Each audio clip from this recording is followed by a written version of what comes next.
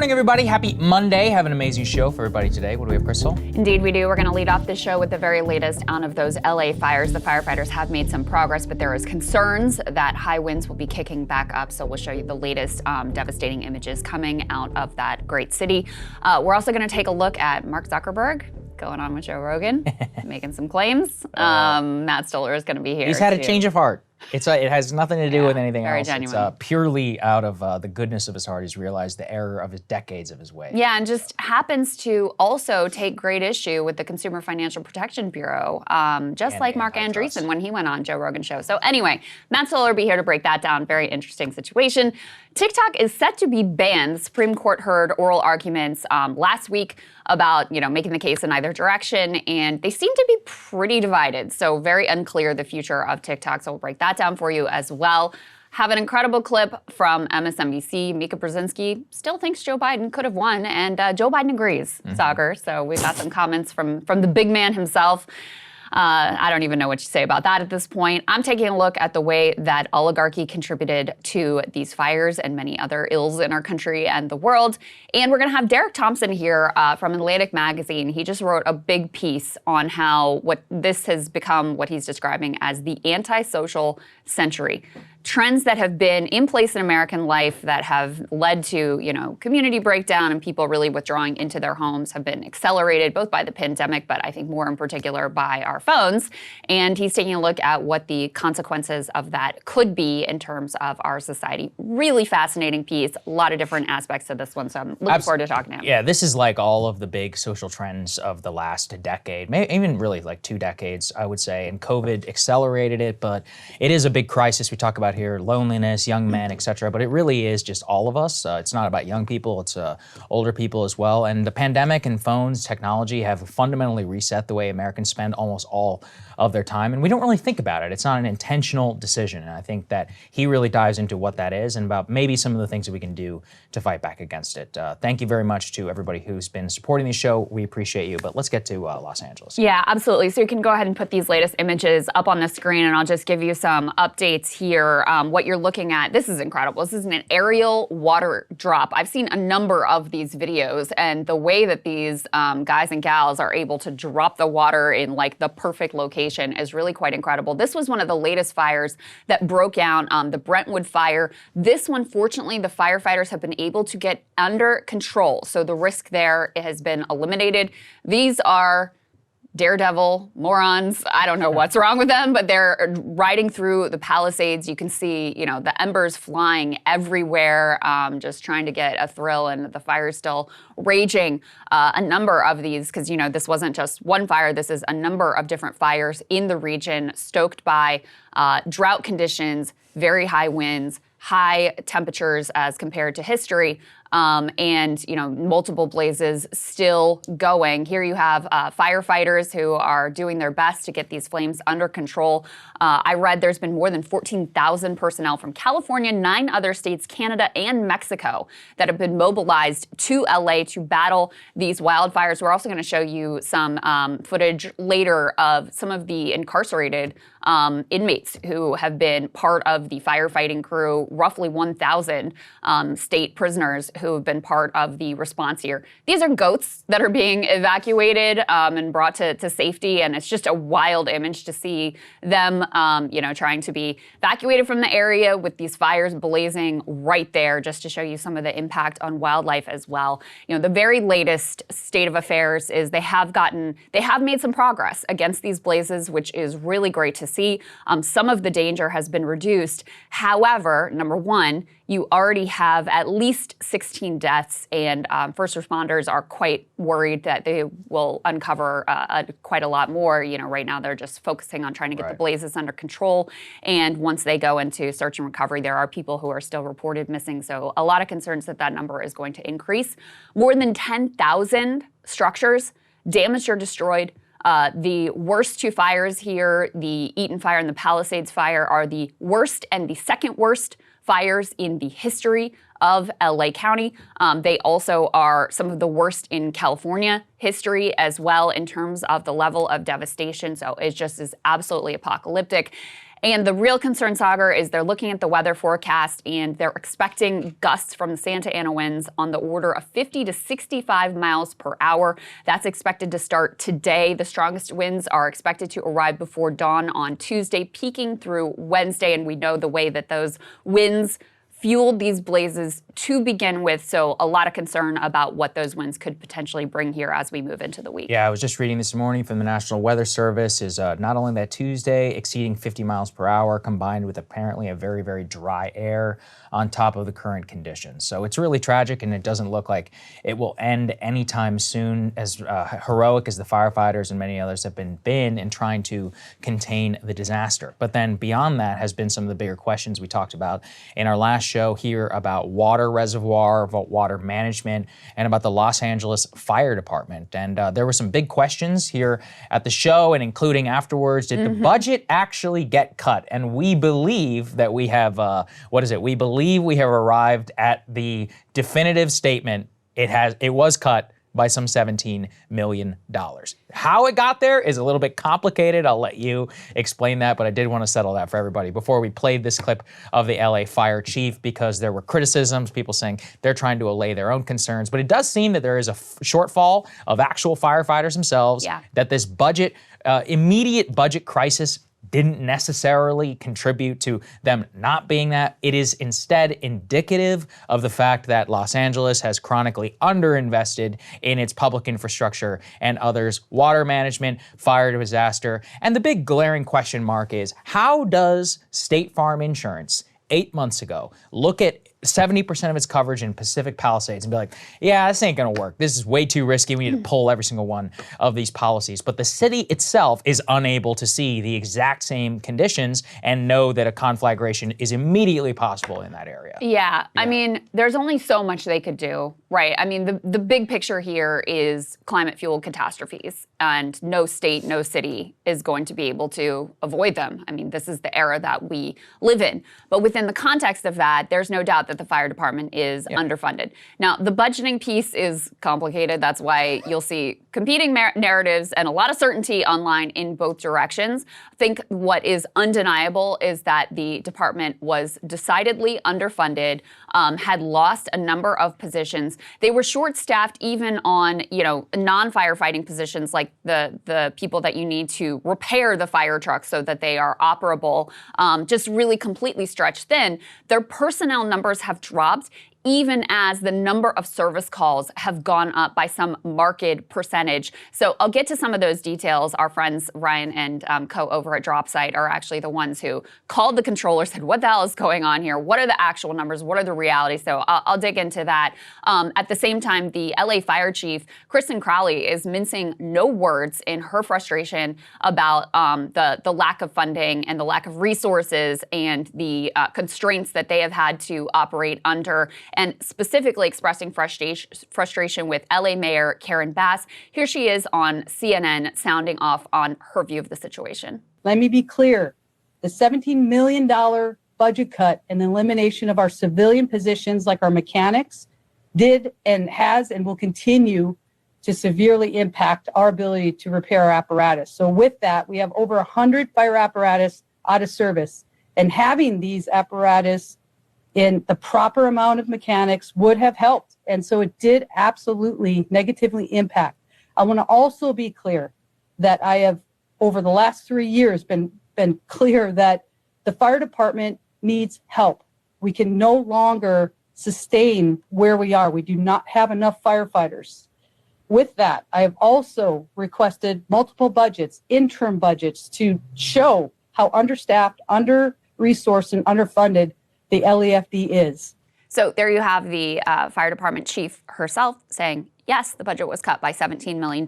We can put this DropSite tear sheet up on the screen that did. I recommend you read through it because, it really goes beyond just this question of did they cut it $17 million or not? The reality is that they are facing unprecedented challenges and they are decidedly lacking in sufficient resources to even come close to dealing with it. And again, I do want to keep the focus on, there is no city, there is no mayor, there is no governor that could deal with the larger forces that made this conflagration so absolutely devastating. However, in this era, you have to be focused on what are our best chances of mitigating the impact from these climate catastrophes. So let me just read you a little bit of this article from Jessica Burbank, who did all the legwork on the reporting here. She says the LA Fire Department knew it was severely underfunded long before this fire. We don't have enough firefighters and medics. We don't have enough fire engines. We don't have enough trucks and ambulances in the field. That was an LAFD captain during city testimony at a budget hearing back last May 1st, 2024.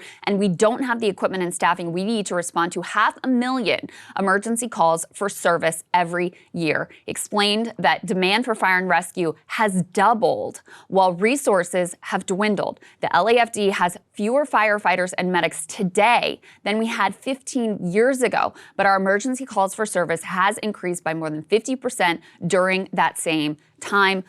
Just as one more example of how this underfunding, is it's actually a long time problem, predates Karen Bass, but made worse by this most recent budget. And in the most recent budget, it wasn't just firefighting that got cut. A lot of social services got cut. The Public Works Department got cut.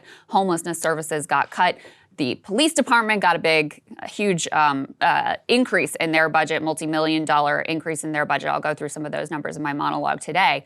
But they say 86 emergency vehicles at that May date were out of commission because they did not have the funds to hire sheet metal workers and mechanics to fix them. That included 40 fire engines, 36 ambulances, 10 fire trucks, and Captain Chung Ho testified during a budget hearing, it just makes no sense to have million-dollar fire trucks and engines taken out of service and sidelined because we don't have enough mechanics to keep them running.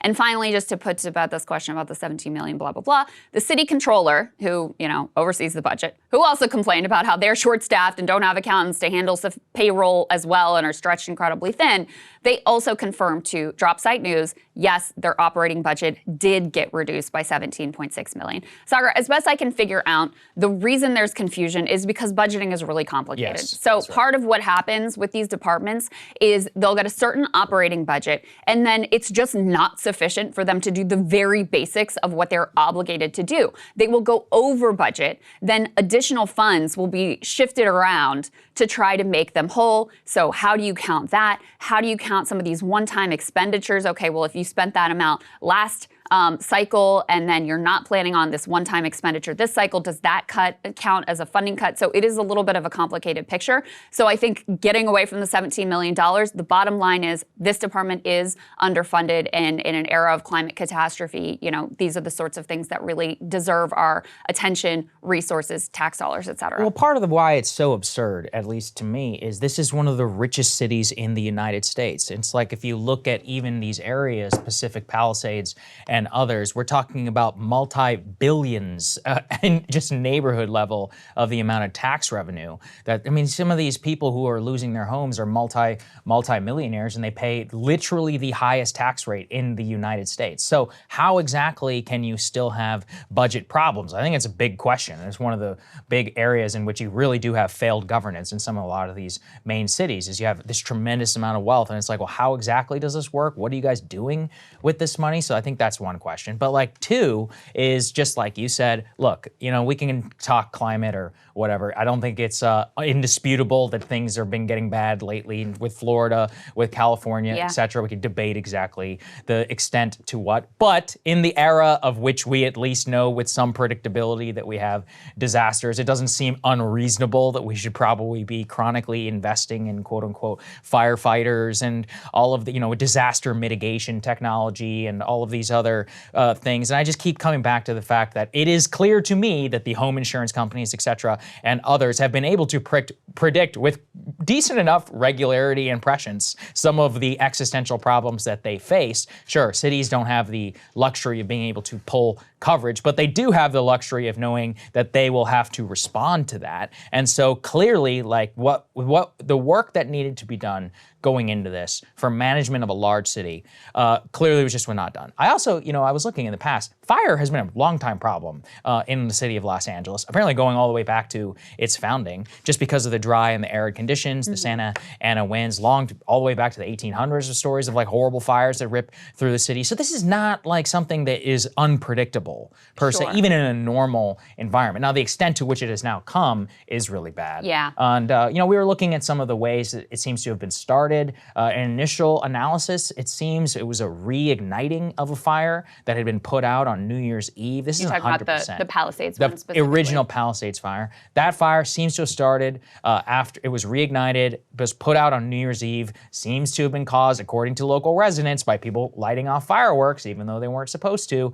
That was put out, but the embers apparently were there, and then when the winds picked up, some 8 days later, it was able to reignite. It seems to have happened in the exact same place that it did whenever they were put it out some 8 days ago. So a little bit of a lesson there. I come from Texas too, where we have orders, whenever there are dry conditions, like don't do any fireworks. People always do it, and this is part of the problem with that. Yeah, so obviously the Santa Ana winds and this area being wildfire prone, that's nothing new. What has supercharged this situation and why researchers feel confident, attributing the level of devastation to climate change is because of the nearly unprecedented drought conditions combined with increased temperatures. And then you also have, more human beings living closer to these wildland areas so that when they're lighting off fireworks or, whatever.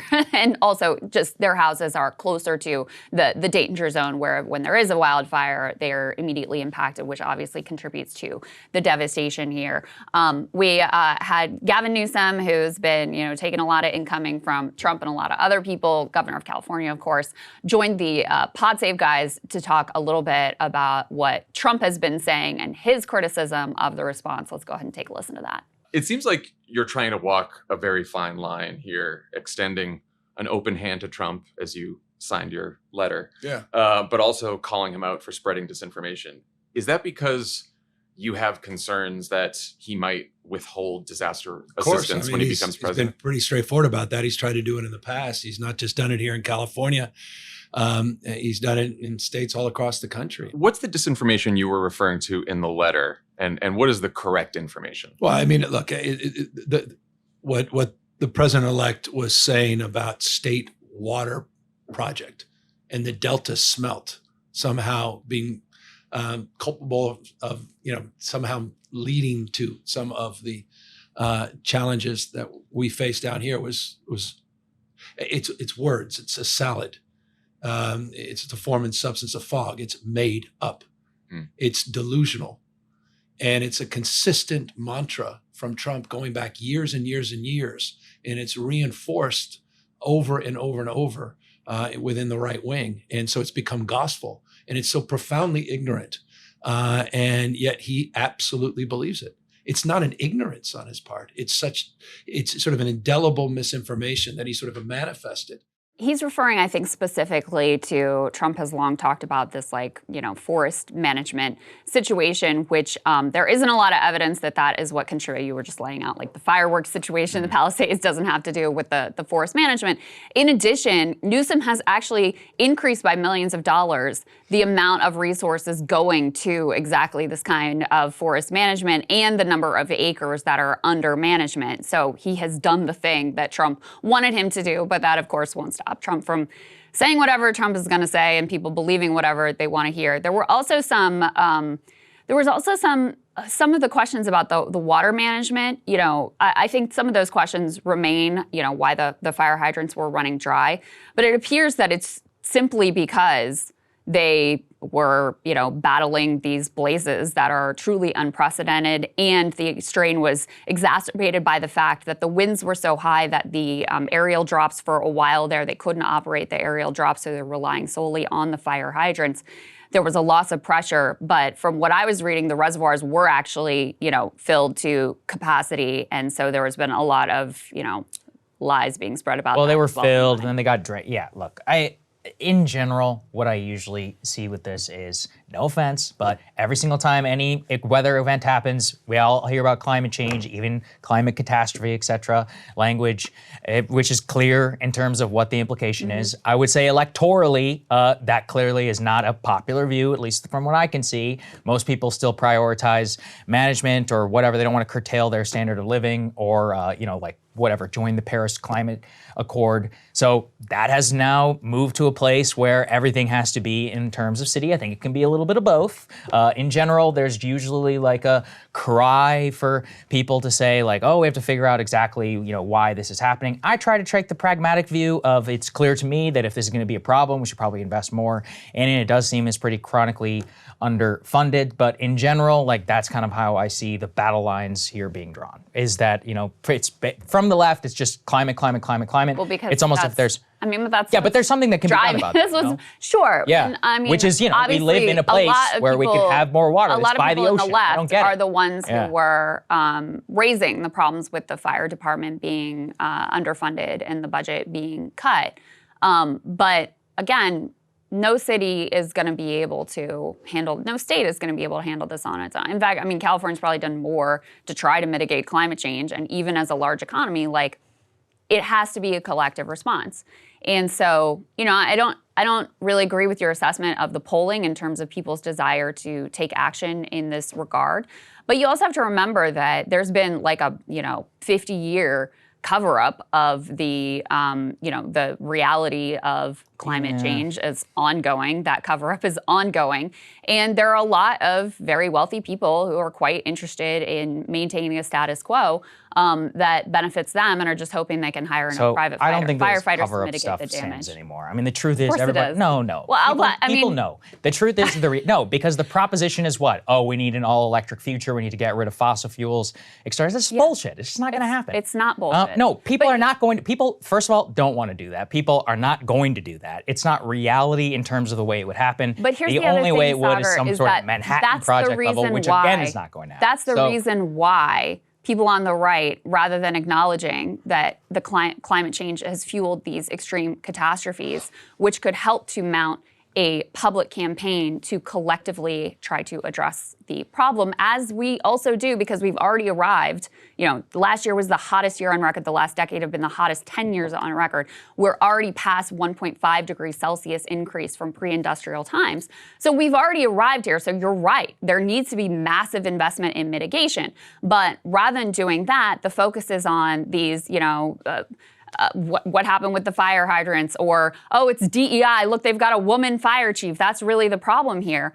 And so there is a massive distraction campaign to keep people from actually grappling with the underlying causes here that are leading not just to this particular situation, but also, help fuel the devastating hurricanes that flooded and, were a total disaster for Western North Carolina and other regions that have made Florida effectively uninsurable. Like, all of these things fit together, but instead it's DEI, it's wokeism, it's the fire department getting cut, whatever, when the bigger picture here is quite clear. But here's the problem, is that by denying the fact that there's these articles from the LA Times, like the LAFD is too white, seems like a bit of an issue. It seems like a pure competence problem for me. I don't care what color or what gender. That lady seemed pretty competent to me. What's up? That lady who's running the fire department seems pretty competent. I'm not talking to about me. her specifically. I'm talking about the fact that at a time in 2021, there literally were articles about DEI in the LA Fire Department. I think that's a problem. I think competency itself is the core for what all functions of life-saving organizations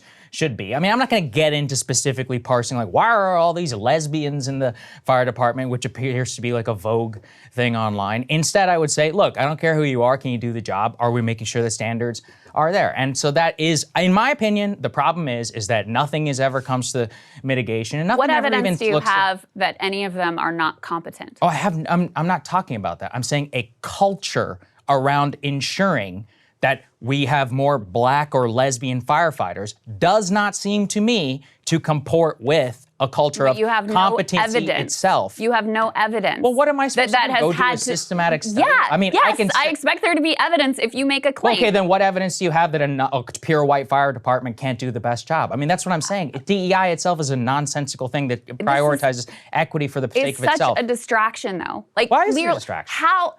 Okay. Yeah. You think that if you had had a man in charge of the fire department, they could have stopped the fires? Like, you have no evidence for that. You just assume that because it's a woman, no, I didn't say she's that. not good at the job, or because she's a lesbian, she's not good at the job. What I'm saying is that there has been a priority. Such a distraction from the core problem here, which is that you have a 1,200-year drought. You have the temperature, average temperature in Calvert is 5 degrees hotter. The Santa Ana winds are nothing new. The reason it is so devastating are because of those two factors. And that has nothing to do whether there's a black person or a lesbian or a white lady or a white dude at the head of the fire department. Nothing to do with that. What I am saying is that it is clear there was a culture in the state of California and in the LA Fire Department specifically to look at quote unquote equity over the last 3 to 4 year period. Do I think on average, across all organizations, corporate, fire department, police, military, that culture competes with competency? Absolutely. Yes, I do. I am not personally indicting any of the people who are at the top of this or looking at their appearance and immediately making a judgment. I am saying, through both experience, through observation, that DEI itself is something that is generally the enemy of competence. It is on the people who are going to racially discriminate against others to prove that racial discrimination or sexual discrimination is better for competency, which is the core function. Problem here? That's not what I'm talking about, though. But I'm saying, but why focus on it then if it's not that important? Because it obviously is important. What is the number one factor here causing these fires in your opinion? What is the number one factor that led to the devastation of these drought fires? Conditions and wind, of course. Okay, so let's talk about it. Huh? No, we just did a whole thing about it. Dodge, climate change, whatever. Why are these lefties so obsessed with climate change? Well, because their solution, it's the number one thing driving this devastation, driving the Western North Carolina devastation. That is not true. No, that it is just simply not true. Go look at how popular the Paris Climate Accords were. Well, when go Trump look pulled at how out of it, I popular don't remember investments it being in some green big problem. Go look at how popular investments in green energy are. But the thing is, Saagar, too, that you act like public opinion is just this static thing that just sits there and is what it is, versus something that is malleable and shapeable, and that people change their mind based on, I don't know, their home being destroyed by a climate-fueled catastrophe, whether they're here or in Western North Carolina. So, yeah, I, as someone who analyzes these situations, of course I'm going to focus on the number one factor that is causing these absolute cataclysms here and around the world, and really is going to contribute to destabilizing the entire globe. So the reason why I talk about it is I think that the way it codes, and this is what many people who talk about it are not able to do, is they are unable to communicate this in a manner which does not tell American citizens that their lives are not going to be significantly curtailed, which I think the true reality of most of this discussion is, oh, we have to get rid of cars that have too much emissions. We have to significantly curtail the way that we consume goods. We have to reduce our quote unquote carbon footprint, which means what? Which means that the price of all this stuff is going to go up, consumption itself is go down. I don't even necessarily think that's a bad thing per se. It's going to be tough in a hyper-individualistic and consumer capitalist society, which is the United States. Most of the way that this stuff is communicated is usually you're the problem, our whole society is the issue, or some imaginary wealth tax of 50% is going to change everything. It's just not. The bulk of the emissions are from the giant corporations and the wealthy. And by the way, what is going to increasingly fuel carbon emissions is this race for AI development, which is incredibly resource intensive, which we're having no conversation and debate about. But the reality is we have the technology to be able to do this. It just requires collective, yes, large scale, federal government led collective action. Yeah, but significantly changing the American way of life, which I think that people don't want to do. I don't even think that's true. But there are studies, for example, in Louisiana where they have major, there was the oil, I forget exactly, the facilities that were there. There's a good book about it, and I'm removing the name. The people there who were the most affected by the oil industry and others are the most Republican, because they are like, listen, at the end of the day, even though they're literally being poisoned by some of the things around them. Because their livelihoods are tied to extraction. Yeah, but their point is that it's clear to me that the left, the Green New Deal, et cetera, wants to do away with my job, and I don't trust that they're going to do because who told them that? It wasn't the left that told them that. It was the right that told them that. It so you think that they're brainwashed, or they can think for themselves? I think that they've looked at. I think they're right. I think they've looked at the failures of the government in the past and things like NAFTA to be able to deliver quality of life. But I mean, again, I'm not saying it's an easy problem. But how's the American way of life going in LA right now? How's the American way of life going in Asheville, North Carolina right now? How's the American way of life going in huge parts of the Gulf Coast that have been devastated by hurricanes and are going to be? How's the American way of life going in Miami, where when it rains, it just floods the whole city? So yeah, there would be a cost. There would be a transition period. But the consequences of not acting, you ignore the consequences of not acting. Oh, I'm not ignoring. And those are absolutely grave and dire. And instead, want to talk about there's a lesbian in charge of the fire department. Isn't that the real problem? See, no, I it's think not that's the a real straw fucking man problem. too, for the fact that we're talking about DEI itself, which has been pervaded through the California government. But beyond that, which is bringing it to a democratic question. People have been bombarded with propaganda since I was probably born that, everything is horrible, the sea levels are going to rise. Many of these predictions don't end up being true, yes. Which then no, but it's not, because people said, X amount of coastline was going to disappear by, 2025, didn't happen. The same, catastrophic language is being used over and over again. People don't feel or see the fact that things are changing all that much beyond hurricanes and or fires. I think we should speak pragmatically. We can both accept that there will be more fire, more hurricane, et cetera, and say, okay, so what are we going to do about that? Well, we have to invest a lot more money in this and this. We don't necessarily need to say, all electric cars are going to be driven in the state of California by 2030. Ridiculous, absurd, never going to happen in the first place. At the end of the day, it's about a consumptive mindset, which fundamentally, you're talking there about transition. That requires a lot of trust from people that their lives and their jobs and all this quote unquote just transition language was going to happen. I don't think there is any reason after the failures of COVID or after the last 5 years to say that would be competently managed, or it would be one in which we should, as a vision, buy into. We have probably one of the most atomized, individualistic times in modern American history. I think there's a lot of reasons for that, and immigration being number one. But in all of that, you will not get to a point where everyone's just going to buy into this kumbaya, I'm going to give up, 30% of my consumption for a quote-unquote just transition. You're just making that up. No, I'm not. You because are. Donald Trump just won You the popular completely vote. are, but Who is Saagar, against electric vehicle mandates? Saagar, what I'm saying you're making up is the 30. You're going to have to reduce your consumption 30%. Blah blah blah. Well, I think maybe if you're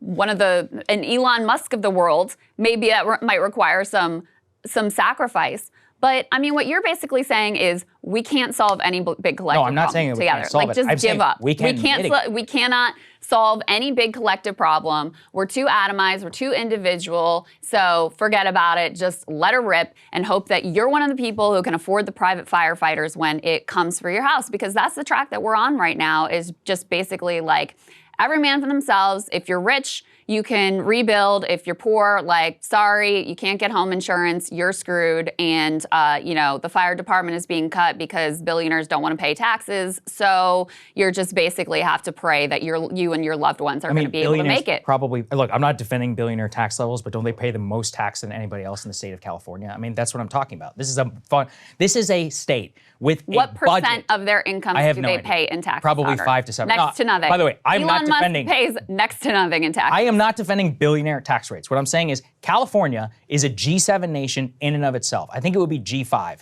if it were its own independent country. So the idea it's not wealthy enough to handle this seems ridiculous to me. There are plenty of developed nations all across the world that seem to have a much better and more competent fire and hurricane disaster relief, Japan being one of them. My point is that it's clear within the context of mitigation itself, a lot more can be done. Democratically, if you want to continue to make the case for lack of consumption, et cetera, you can. I don't think it's going to work. I mean, I think the most honest discussion of climate change we ever had was, who was the person who made the documentary with Michael Moore?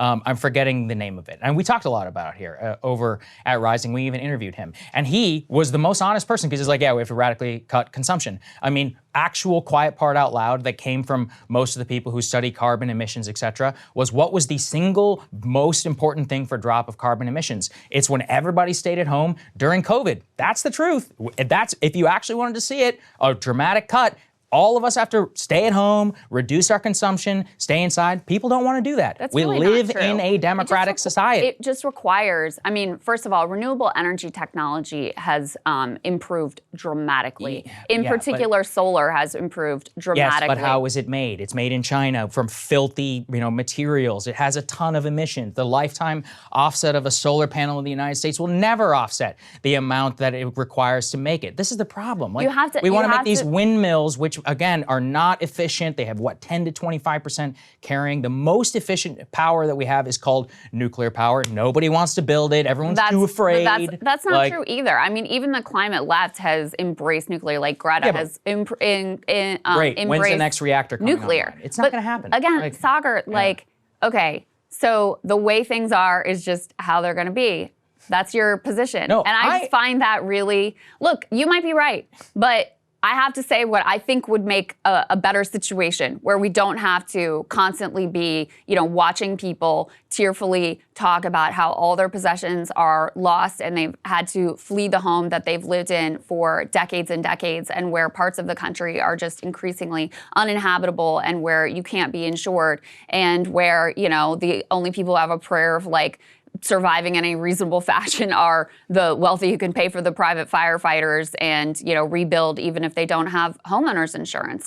You might be right that we're too far gone to be able to deal with it. We certainly have not dealt with it to this point, but it's just not true that the technology doesn't exist. The technology does exist. What doesn't exist is the will to actually have the collective action required to try to tackle this problem in a serious way, which you're right, at this point will require a lot of mitigation, but also, rather than just letting it rip and see what happens when it's 2 degrees Celsius and when it's 5 degrees Celsius, to actually try to get the trends under control, because we do have the technology now to be able to I think we do. that. We've had the technology since 1970. It's called a nuclear reactor. And let me not let people off the hook. Here's the truth. When you actually want to build a nuclear reactor, I don't want that in my neighborhood. It's too unsafe and all this. And so what happens? We use bullshit, zoning regulations to keep it out. And we haven't built a new reactor in the United States since 1976. It's great that elites, people and others are talking about how good it is. In practice, if the Federal Nuclear Regulatory Commission greenlit a reactor tomorrow, it would still probably take a decade before we were able to buy it. The story out of Georgia is extremely blackpilling for both how much it costs, for the number of community pushback. I feel like there is a democratic check on what is real and what is not. I would love to see 1,500 reactors across this country, and then you can have as much AI, electric car, and all of that as you want. We don't have to burn a single, we don't have to have any oil, natural gas, etc. It will not happen, because I know, you can see even today this boomer fear of the reactor Saagar, why not is use everywhere. The platform you have. I do. Nobody's been more pro-nuclear to advocate for that, rather than just dismiss it as it's not going to happen. There's talk about nobody DEI. been more pro-nuclear than I have. I've been putting it out there, but I've also watched with trepidation and with reality about how even Diablo Canyon, bringing back on that, was a titanic fight in the state of California. About how in Germany, sure, it's great, Greta said it. Well, most of the reactors are going offline. They're still burning more coal or burning Russian natural gas. Even Japan, the country I love, even the fact they had one nuclear disaster where not a single person was killed, and they basically took off a huge percentage of theirs because people are afraid. It's like dealing with this is just so maddening, because the truth is that the actual democratic check on this stuff, what I was talking about with oil or with nuclear, many people are either afraid, they can have all the facts that they want, they're just not going to listen. And in the meantime, we also have all these issues that we have to deal with. But the solutions, while they may be easy and staring us in the face, actually convincing people of that, I have not seen a correct playbook for it, so both Saagar, on nuclear or climate or any of this. Your ideal, if you could just Saagar gets to run the world. It'd be nice, wouldn't it? Your ideal There'd be no weed. Would be to tackle climate change using nuclear energy. Well, I think that at a certain point, things are mostly far gone at this point. A lot of it is going to be mitigation to the extent that we can reduce further carbon emissions. I would build 1,500 nuclear reactors tomorrow across the entire United States, fulfill Richard Nixon's vision of 1,000 nuclear reactors at a minimum, greenlight this, have abundant electrical power in which Americans don't have to worry about their power bills. We could build as much as we want. All the AI people can hook up to the grid. If you want an electric car, you can drive it, and we would have dramatically less carbon emissions. That is an abundant future, but I'm realistic too. I don't think it's going to happen. Listen, I think that is a great direction, and I just don't know why you sneer at people who, rather than just saying like, well, it's not going to happen, who try to make the case for and try to hold on to a possibility that we could do something on that scale and try to actually mitigate the forces. I don't understand why you would sneer at people who are still trying to make that case. I'm not sneering per se. It's It's attitudinal, because the attitudinal shift is one of which it's like people just don't. The attitudinal shift is we have to have is that all of these discussions, like you were talking about, DEI, et cetera, irrelevant. It's a cover up, or it's the fault of the fossil fuel companies from 35 years ago covering up studies. I don't think that's the problem. I think people have plenty of information. It's just that they don't care, or they have very, very low institutional trust to do anything about it. I would posit that you're missing a key part here, which is that you are acting like we live in a democracy. And I mean, we covered, and I have a piece of this in my monologue, but remember this dude who was like an ExxonMobil lobbyist, and he was caught on camera, thought he was doing a job interview, and he laid out the playbook. He said, it's not really tenable for Exxon to just pretend like climate change isn't real anymore. They did that for years, and it was successful. And you still have members of Congress and whatever who will deny that climate change is real or diminish it or whatever.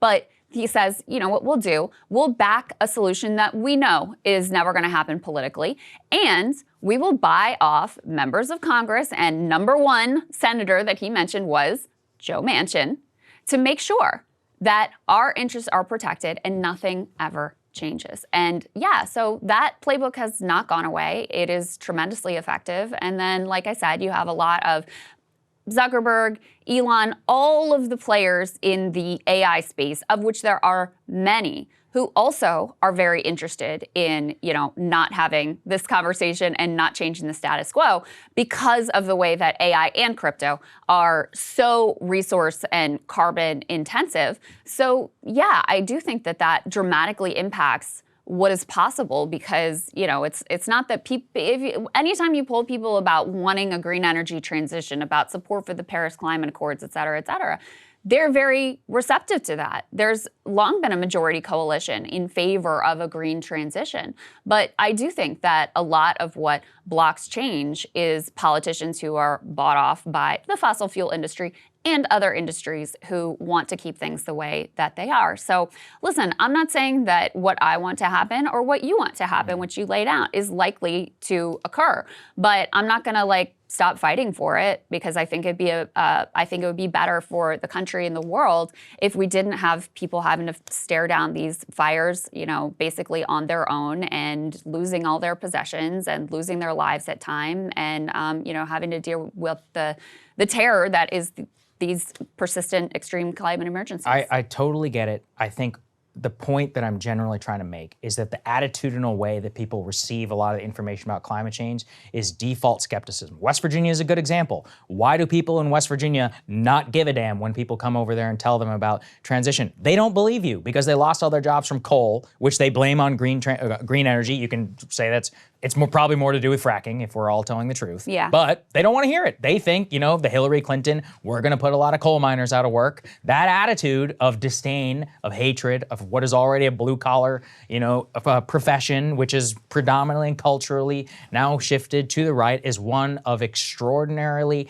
lack of trust in cultural institutions. And you're sneering at DEI discussion. They hear it and they see it, because a lot of these people understand what it's like to be discriminated against, because they're working class, white, and that's part of their culture. And they understand very clearly that, at least culturally, Trump or Joe Manchin or these types of people are the ones who are fighting for them on the issues that they care about, and they trust them to look out for more of their interests more. And I would also say, who replaced Joe Manchin? Republican. So what do we know? It's like the party and the capture of the state, which Trump was, what did he win it by, 40, 50 points? It's one of the biggest swings to a Republican there, is a good example of what I'm talking about lack of institutional trust, both on culture, which clearly these people care about a lot, but also in terms of who they want to look out for their interests. And that's a difficult conversation to have. And it's one where any discussion of Green New Deal or anything coded, even like somewhat left-wing, is just a non-starter for a lot of these folks. Again, it seems politically, from what I can see. I think you, again, leave out an important part of that story. And I'm not saying there's nothing to the story you just told, but I think you leave out an important part of that story, which is, you know, over years and years, there was a massive amount of money spent in the political system in West Virginia to back groups like, quote unquote, Friends of Coal, that tried, you know, the explicit goal was to convince people of exactly the story that you're telling, that they would be screwed and the state left behind and all the jobs would go away, and that, you know, anyone who wanted to improve the environment and deal with climate change was an enemy and hated them and hated their way of life, et cetera, et cetera. So, you know, you can't leave out that part of the story, which is, you know, I don't think, at this point, I don't think we have a democracy. I think we have an oligarchy. I think that the whole system is completely bought. I think these politicians are completely bought. And the genuine, like when Green New Deal was first revealed, huge majority support for it. Huge, even in places like West Virginia, there continue to be majorities in favor. I think this is one of those green like energy. Sunrise polls. There's just no It's not way. true. I mean, if just go and look at it. Like you can't. Yeah, just because it was dismiss probably the numbers. asked in the question of You like, can't just do you dismiss think the you numbers would get a when you free don't job? like them. No, you know. But I'm saying.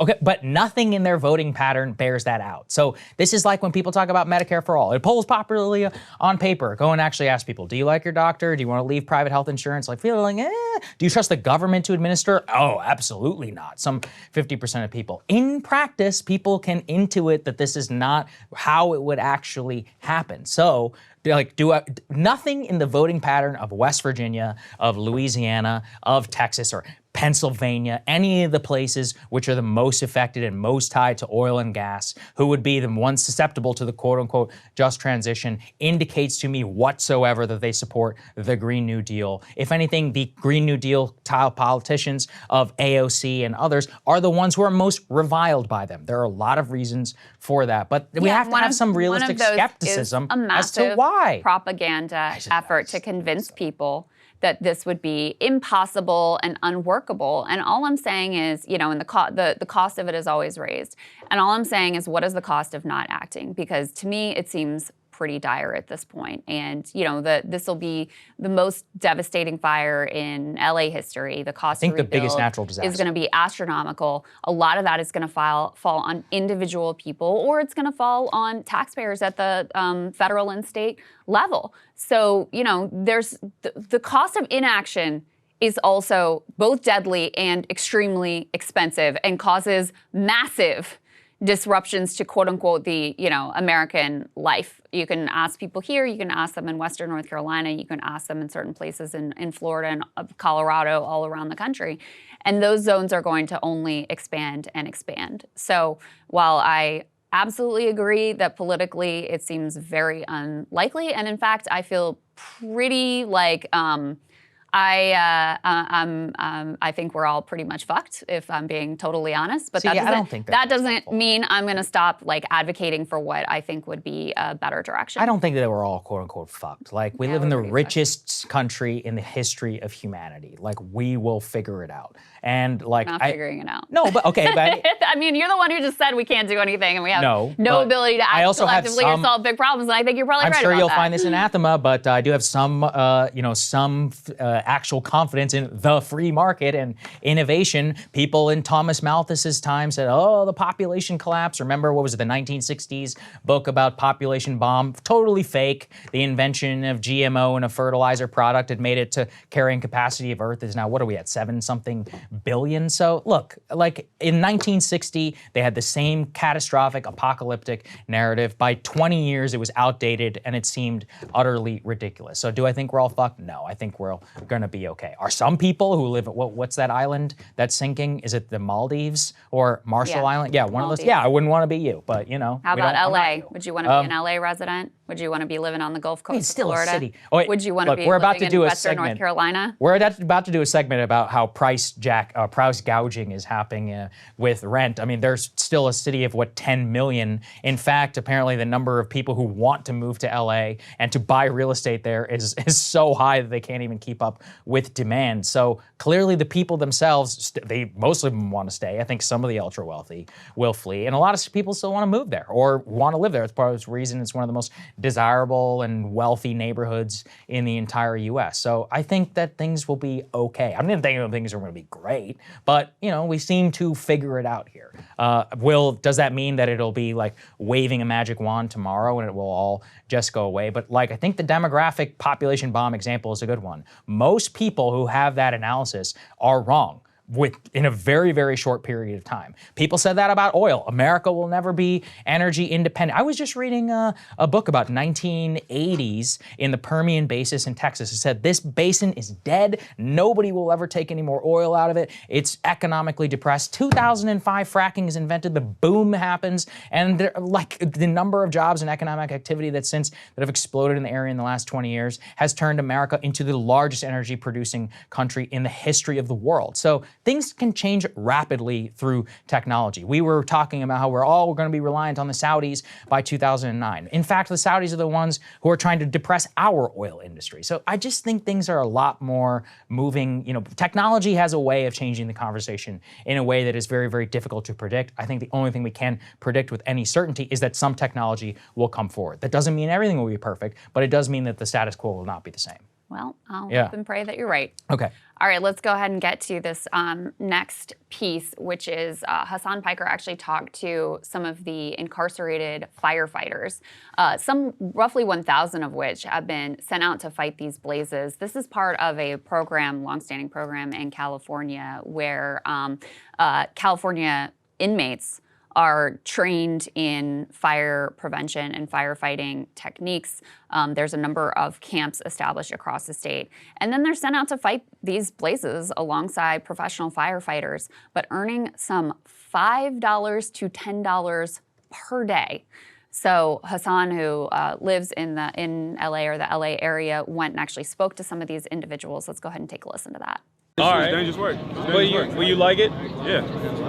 Do you feel like it's almost like a respite from is it better than being in prison or no?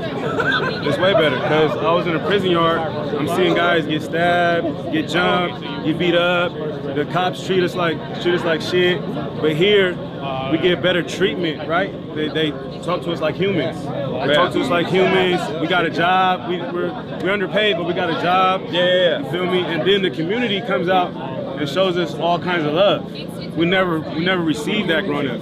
We never received that kind of love, that kind of recognition for anything we've done. So now, doing this kind of stuff and all this love coming, that's life-changing for a lot of guys. Because that's all they be needing is a little bit of recognition. With this, it's life-changing, and we get opportunities at careers. How long was your sentence? You don't mind me asking? 17 years. 17 years? Yep. God damn. They're gonna shave it off. Yep.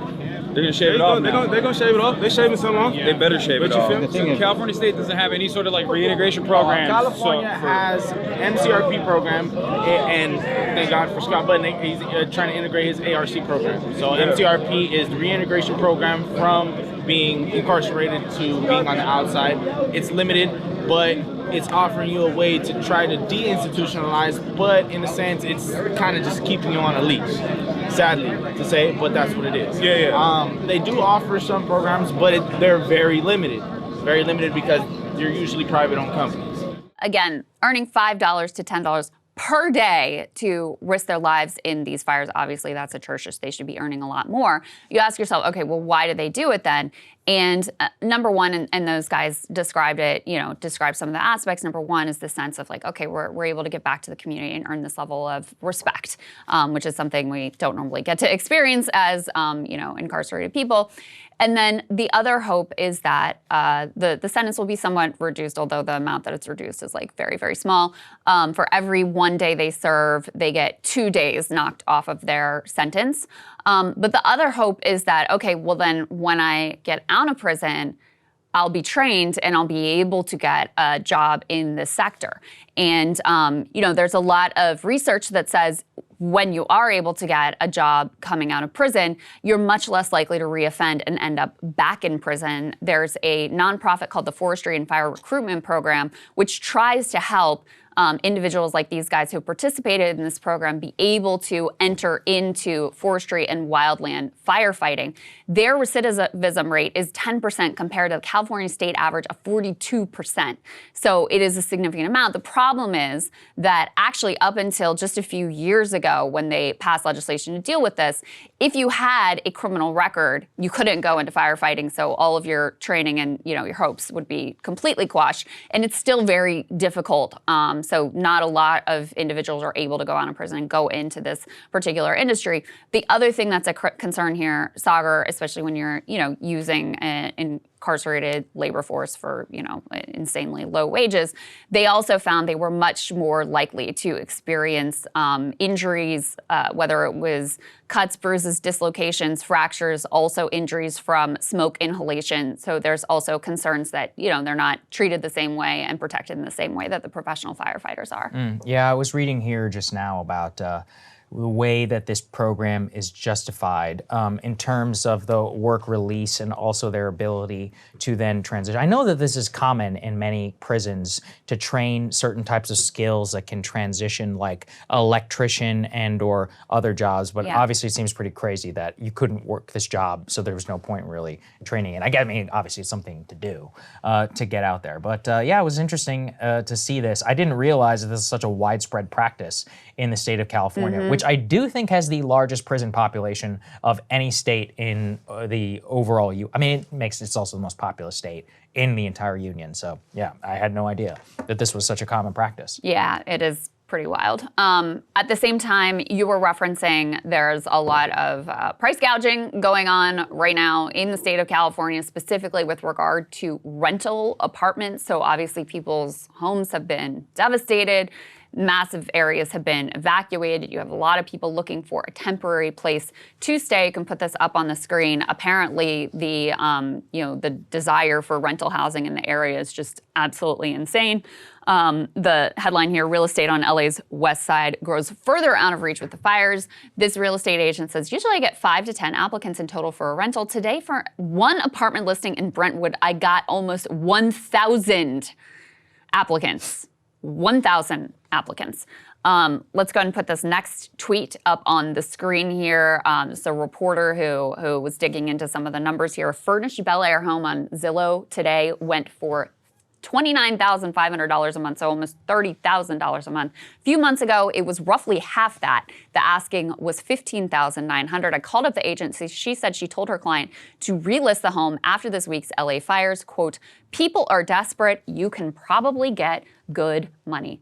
$30,000 a month. That is absolutely $15,000 to $30,000 a month. Absolutely. I mean, look, insane. again, it's hard. I know most people are like, oh, if you can afford $15,000 a month, you can afford $30,000. It's like not the point. The point is just that you're watching rapid, shrinkage of the housing market. And I was actually just reading this morning from the Wall Street Journal about how a big problem in the state of California are elderly citizens who are like 69, 70 years old who bought their homes some 30 years ago and are house rich. And it's a good problem to have, but now your house is gone. There's a big question. They bought their house at $500,000, $600,000, something like that. Now it's worth 2.2, 3.5 million. I talked previously about that with the Pacific Palisades, specifically where the average home price is roughly like 3.5 million. Most of the people who bought them did not buy it for anywhere close to that. There's a lot of questions for them about the carrying cost of those houses. There was a Prop 13 in the state of California, locks the amount of property tax that you pay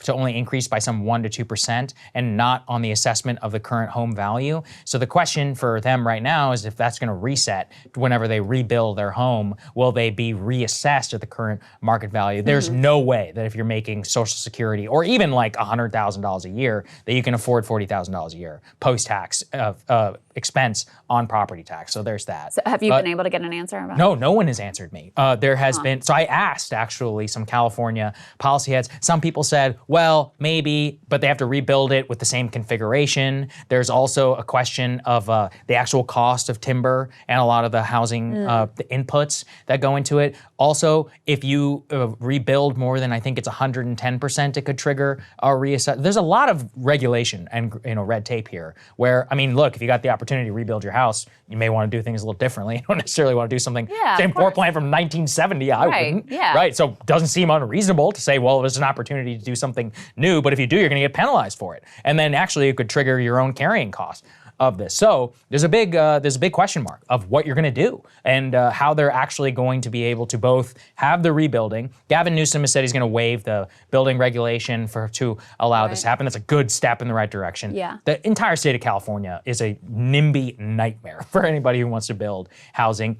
True. Residents like it that way. Let's also not absolve people of their responsibility. But for the people who have been massively affected by this, in the interim, it is a absolute scramble for a place to stay. So there's a video that's been going around of a woman talking about her house and how she's just hosted Christmas, her kids grew up there, etc. She's like, I'm staying in a hotel. It's like, well, we can all do the math. Average hotel price in the United States is like $200.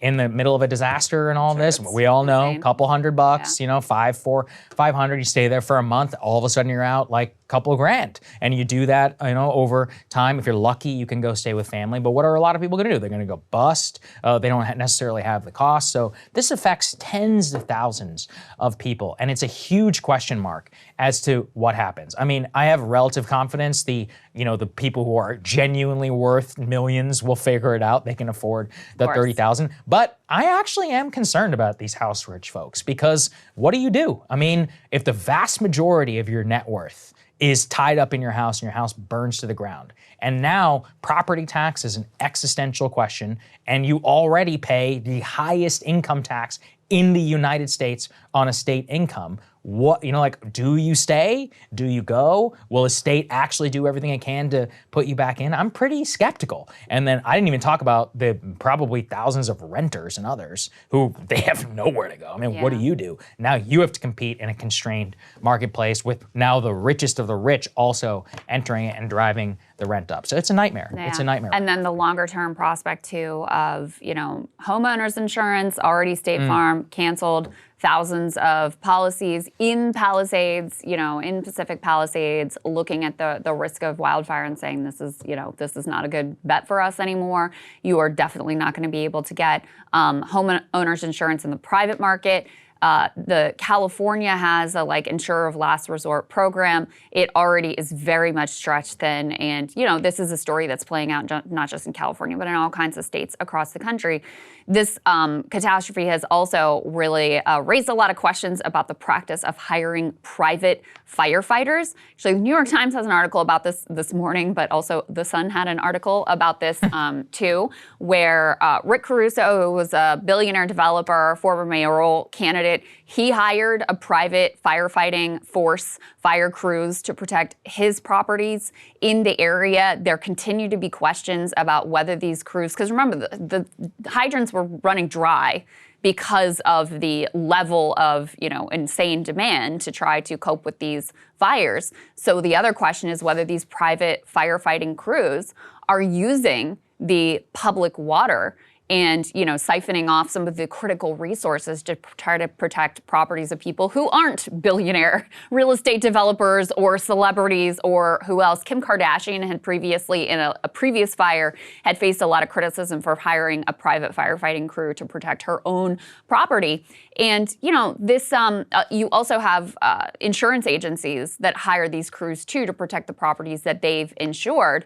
And, you might say okay, well, if you're rich and you can do it, why wouldn't you do it to protect your own property if you don't have confidence that the government is going to be able to handle it? But obviously, number one, there's the question of resources. And if you're taking away just because you are wealthy and able to do it, that's one problem. And then the other problem is just, over time, if this becomes an individual, I'm going to have an individual fire response versus we're going to have a collective societal fire response, then obviously you're going to end up with the wealthy having their property protected, the working class getting screwed, and we're increasingly on this trajectory. The number in the New York Times article, Saagar, was 45% of firefighters in this country are private. How did I not know this? I had no Am idea. I running in the wrong circles? I've no never even heard idea. of a private fire department. It would not even cross my mind ever to be like, let me call a private fire agent. I didn't know You this just was call a thing. 911. I had no idea. Yeah, I didn't. 45%. Well, and apparently, you know, It's the probably a origin thing out west because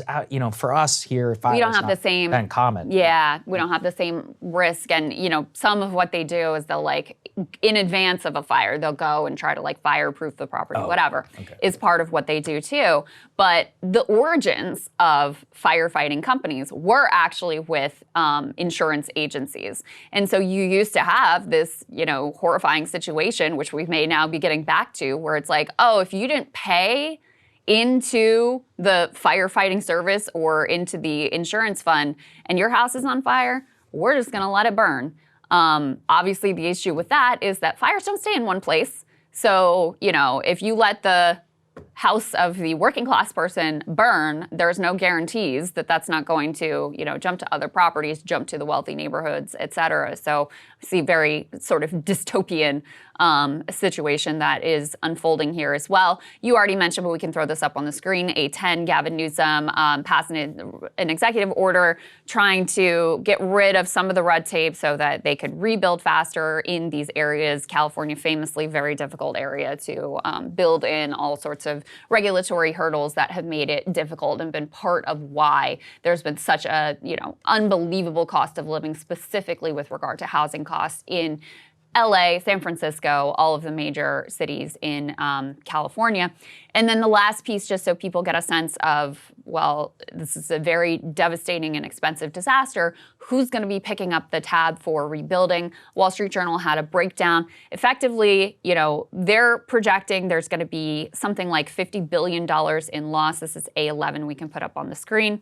Something like $50 billion in loss. Some portion of that will be covered by insurance. You know, there's a shrinking California insurance market, will leave LA residents more dependent on a patchwork of federal programs, charitable aid, and their own savings. State Farm last year said they would not renew policy for 30,000 homeowners in California. That includes 69% of those who live in the Pacific Palisades neighborhood. So those people who, I mean, it is a very wealthy area. So these are, we're talking about wealthy individuals, but they're going to be kind of screwed. California's plan has 451,000 residential policies. That's up from 40% from just a year earlier. So the number of properties that California as a state is now insuring has absolutely skyrocketed. There is a cap in the amount of damages you can claim there. It's like $3 million, but actually a lot of these Pacific Palisades houses are going to be more than $3 million to replace. FEMA kicks in for temporary shelter and supplies. That's, you know, relatively limited fund, but can help people with hotel costs and, you know, immediate needs. You've got a question about whether the federal government is going to pass an aid package. You already, listen, Trump doesn't like California, doesn't like Gavin Newsom, was elected to pass aid for Puerto Rico. You've already got 2 Republican senators who have said that they want a bunch of strings attached before they pass aid because it's the state of California. So question mark about what you could get there. And then obviously the last bucket of money would just be individuals out of their own pockets and what they're able to scrape together to try to be able to rebuild. Yeah, I do suspect that something will go through. I know that those Republican senators, but look, not to put on my, blue staters are gonna love me for this. We're really gonna say that they're the richest state in the entire nation doesn't get a federal bailout? Come on. If we look proportionately at the amount of income tax and others that California residents and others pay into the overall federal system, it would be ludicrous to say that they cannot get a overall bailout for disasters, especially when we consistently bail out for disaster relief. North Carolina, Florida, Alabama. I mean, my maybe like woke take is that all states deserve a bailout in the event of a horrible disaster. I don't think that's a woke take. I think that's just like a basic humanity I'm just saying, kind of a take. Like you shouldn't be punished because the president doesn't like your governor. I don't think it's a reasonable take. I just don't think it's possible. What is it? 15% of the U.S. population lives in the state of California. You got something 30, 40 million people who live there. Some of the richest, you know, most important companies to the overall United States. And that's just like a accounting case. I would make the same case for Alabama. What's the poorest state in the union? Mississippi. If a natural disaster hit Mississippi, even if they screwed it up, bail them out. But of course, you know, make sure that what their agencies and others have maybe some strings attached Yeah, in terms of you have to run it competently. But no matter who you are, if you live in the U.S., I think we should be like, of course. Yeah. No one said after Hurricane Katrina, where both the federal response and the local response was an utter catastrophe. Right. No one was like, because your politicians did a bad job, you're not going to get a bail. Like, that's absurd. But anyway, that's a conversation that is going on right now. So a political fight surely to come in the future. There we go. All right, let's get to TikTok. The Supreme Court heard oral arguments about TikTok and its potential ban in the coming days in the United States. TikTok has appealed this all the way up to the Supreme Court. The United States government arguing on the side of a TikTok ban and or a forced sale. TikTok obviously making a case against that on First Amendment grounds. We heard a little bit from the lawyers and the Supreme Court justices themselves. Let's take a listen here to the Solicitor General of the United States on the case for banning TikTok. Mr. Chief Justice, and may it please the court. The Chinese government's control of TikTok poses a grave threat to national security.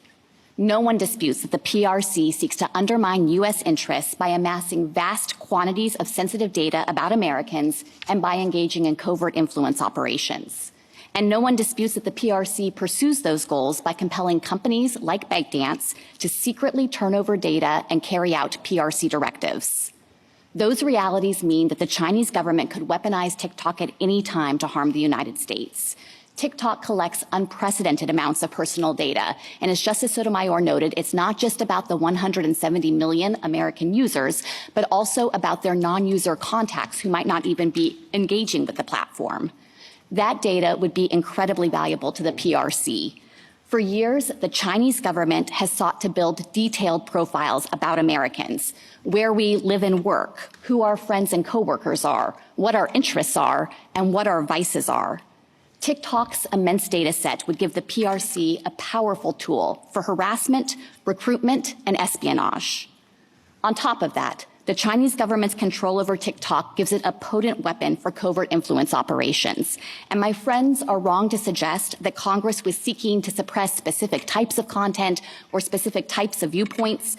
Instead, the national security harm arises from the very fact of a foreign adversary's capacity to secretly manipulate the platform to advance its geopolitical goals in whatever form that kind of covert operation might take. So that was the voice of the U.S. Solicitor General. We did have some questioning going back and forth on this, some of which was quite skeptical of the U.S. government, some of which seemed to be amenable. Let's take a listen to that.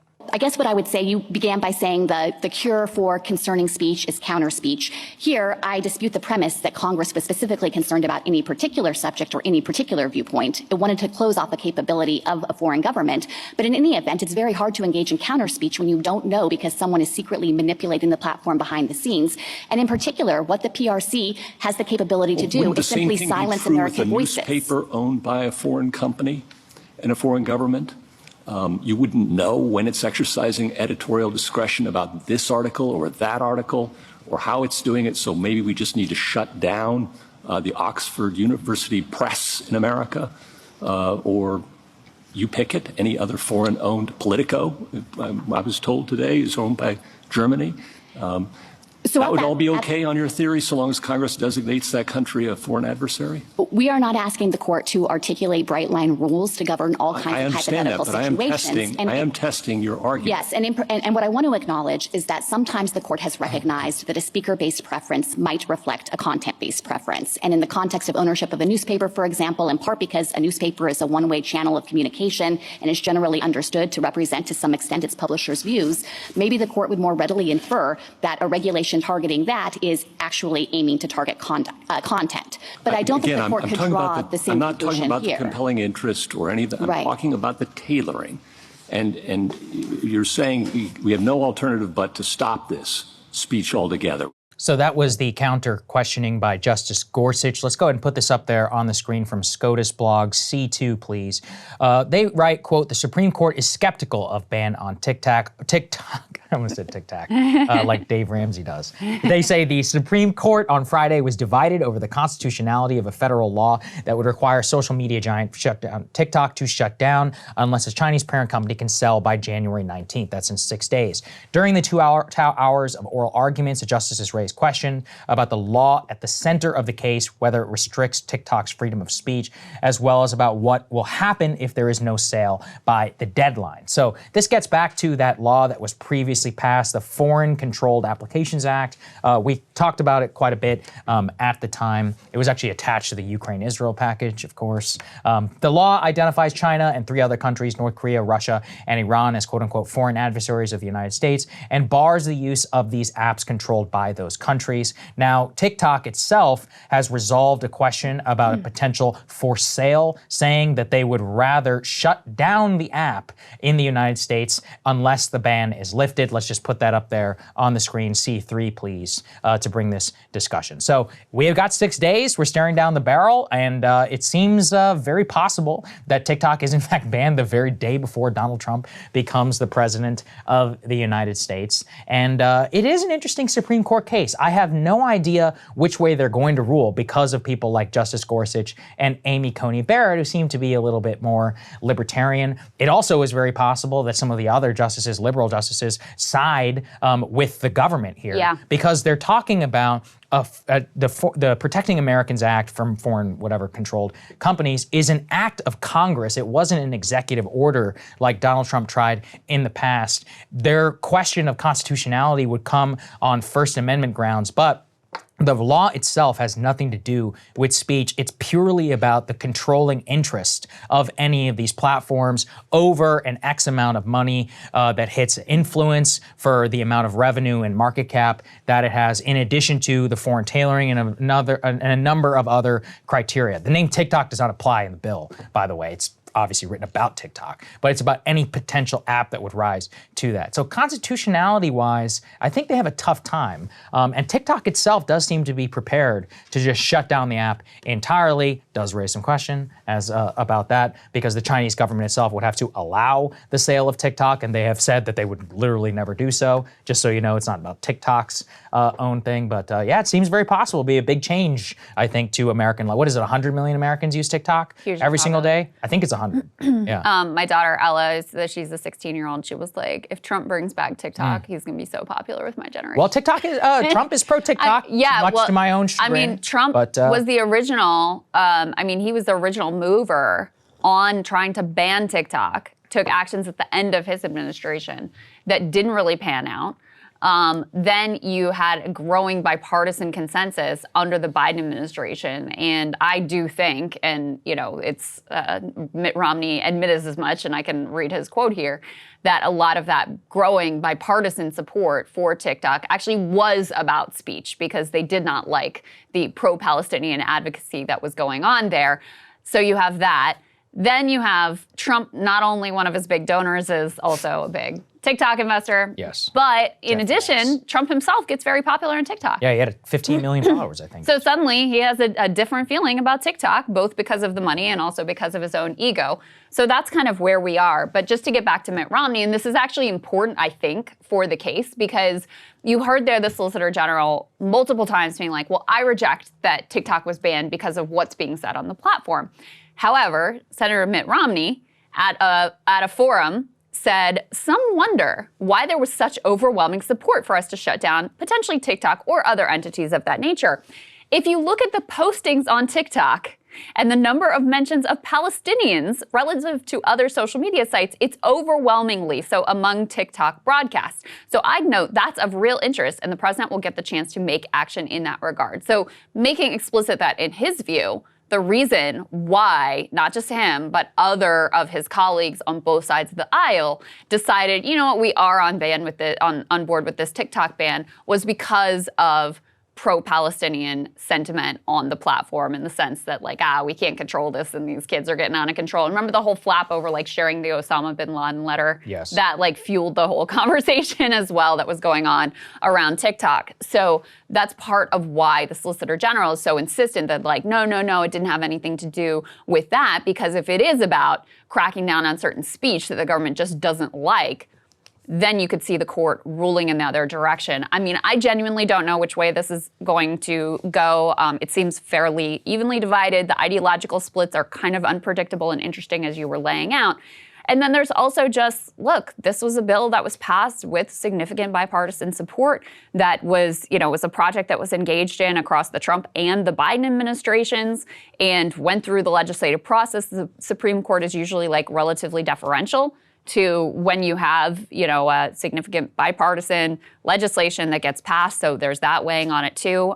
We'll see. And I don't think, it's possible that TikTok and the Chinese government are effectively saying, no, we'll shut it down before we sell it, that's kind of like a negotiating tactic and posturing. But I don't actually think it is, because think of what precedent that sets.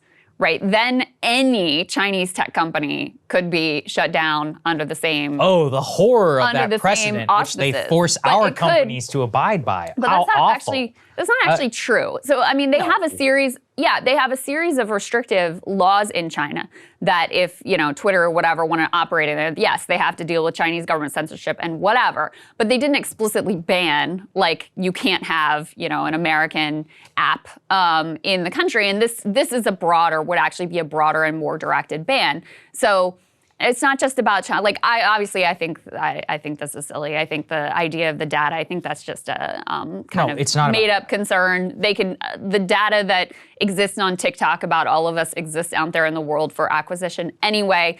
The idea of recruiting spies on there or whatever seems extremely far-fetched to me. So in any case, it also isn't just about China. It's really any country that the Congress takes, umbrage at. They could decide effectively, no one but us gets to have a tech company that performs as a defendant in the country. That's not bad. That's what the Chinese do. And by the way, Facebook is actually explicitly banned in China, and so is Twitter and Google. So why is that? Well, they have decided that they want total control over their internet, which they use for propagandistic and censorship purposes. It is basic market fairness. The United States has no obligation, nor should it, to allow companies who are wholly controlled by foreign companies to operate, especially here on vast scale, and assume hundreds of millions of dollars social position or market position in addition to over 100 million Americans using this product every day. Everyone should note I've been against and for banning TikTok now for since 2018, long before any sort of Palestinian, concern over it. I won't deny it certainly had an impact. Yeah. But the point being that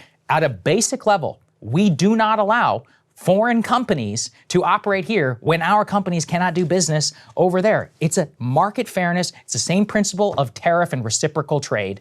Now, the argument from TikTok is absurd, which is that they have a First Amendment right to operate in America. No, you don't. No foreign company has a First Amendment right to operate here. Americans have First Amendment rights to express their own speech. Unfortunately, actually, in my opinion, it doesn't even apply to First Amendment grounds on our tech companies, which I think it should. I think the First Amendment should apply to any technology company operating in the US, but it doesn't. So it's a facile, ridiculous thing. I mean, if we think all the way back to early days, during the Cold War, would you allow a Russian KGB-operated company to achieve vast market position in the US? No, never. And in Russia, they would laugh at you. Same in China. They can't even believe that they have been blessed to allow a $1 trillion market cap company to basically grow and become one of the dominant social media platforms in the nation that they consider their greatest adversary. So look, it should have been banned since 2018. It should never even been allowed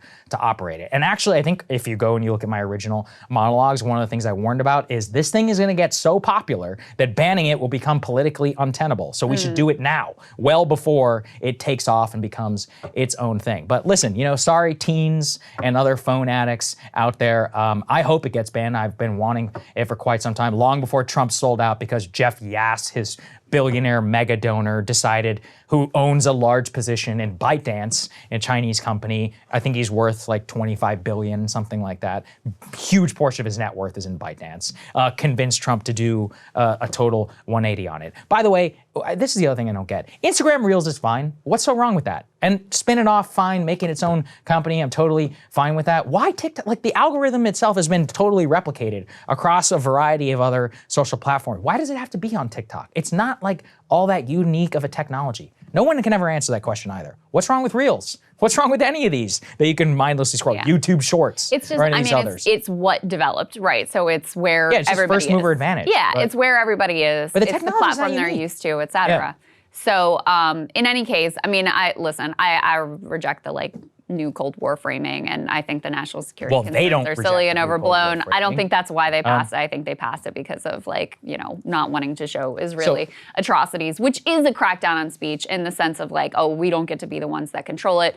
The data concerns, I think, are overblown. But in any case, in terms of what's going to happen here, I really genuinely don't know how the Supreme Court is going to rule. And then I expect that probably, even if the shutdown does go into effect, that Trump is going to find a way to try to make a deal to bring it back, is what I expect, because obviously he did a 180 on this, important to one of his major donors, et cetera, et cetera. And he likes TikTok because he, the genocide is basically complete. So that worry is now over. Don't worry. No one's coming to save the Palestinians. So that worry is dispatched.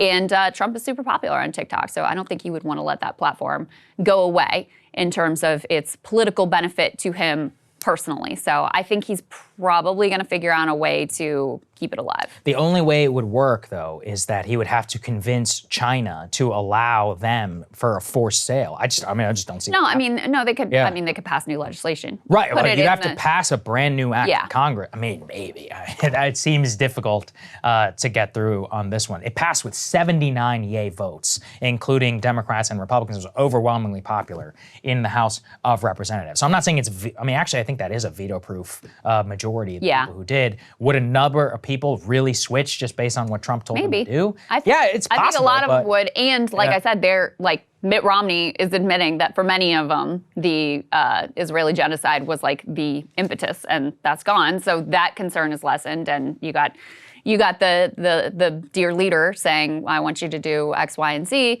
Can give them some fig leaf of like, oh, we implemented some sort of whatever restriction, blah, blah, blah, that alleviates your concerns. So I think he will make a push in that direction. I guess there's no guarantee. Very possible. All right, let's get to MSNBC. Remarkable moment over on MSNBC's program Morning Joe, where Mika Brzezinski still is holding on to the idea that Joe Biden would have beaten Trump this time around. Take a listen to how she makes the case. You give your theory that you think he could have won. Look, everyone knows how I feel. I made it very clear after the debate that I thought he should continue. But that was not what most people wanted. So, but Joe Biden is the kind of person who pulls himself up from rock bottom, and I think he could have stumbled into it. I really do. People responded very badly when he beat Trump during that campaign to Trump bullying him or going after his remaining son. People stood up for Joe Biden because they knew who he was. They know who he is. And I think an aging Joe Biden is very self-aware about that, and so is his team around him. And he's still 10 times more qualified than what we've got.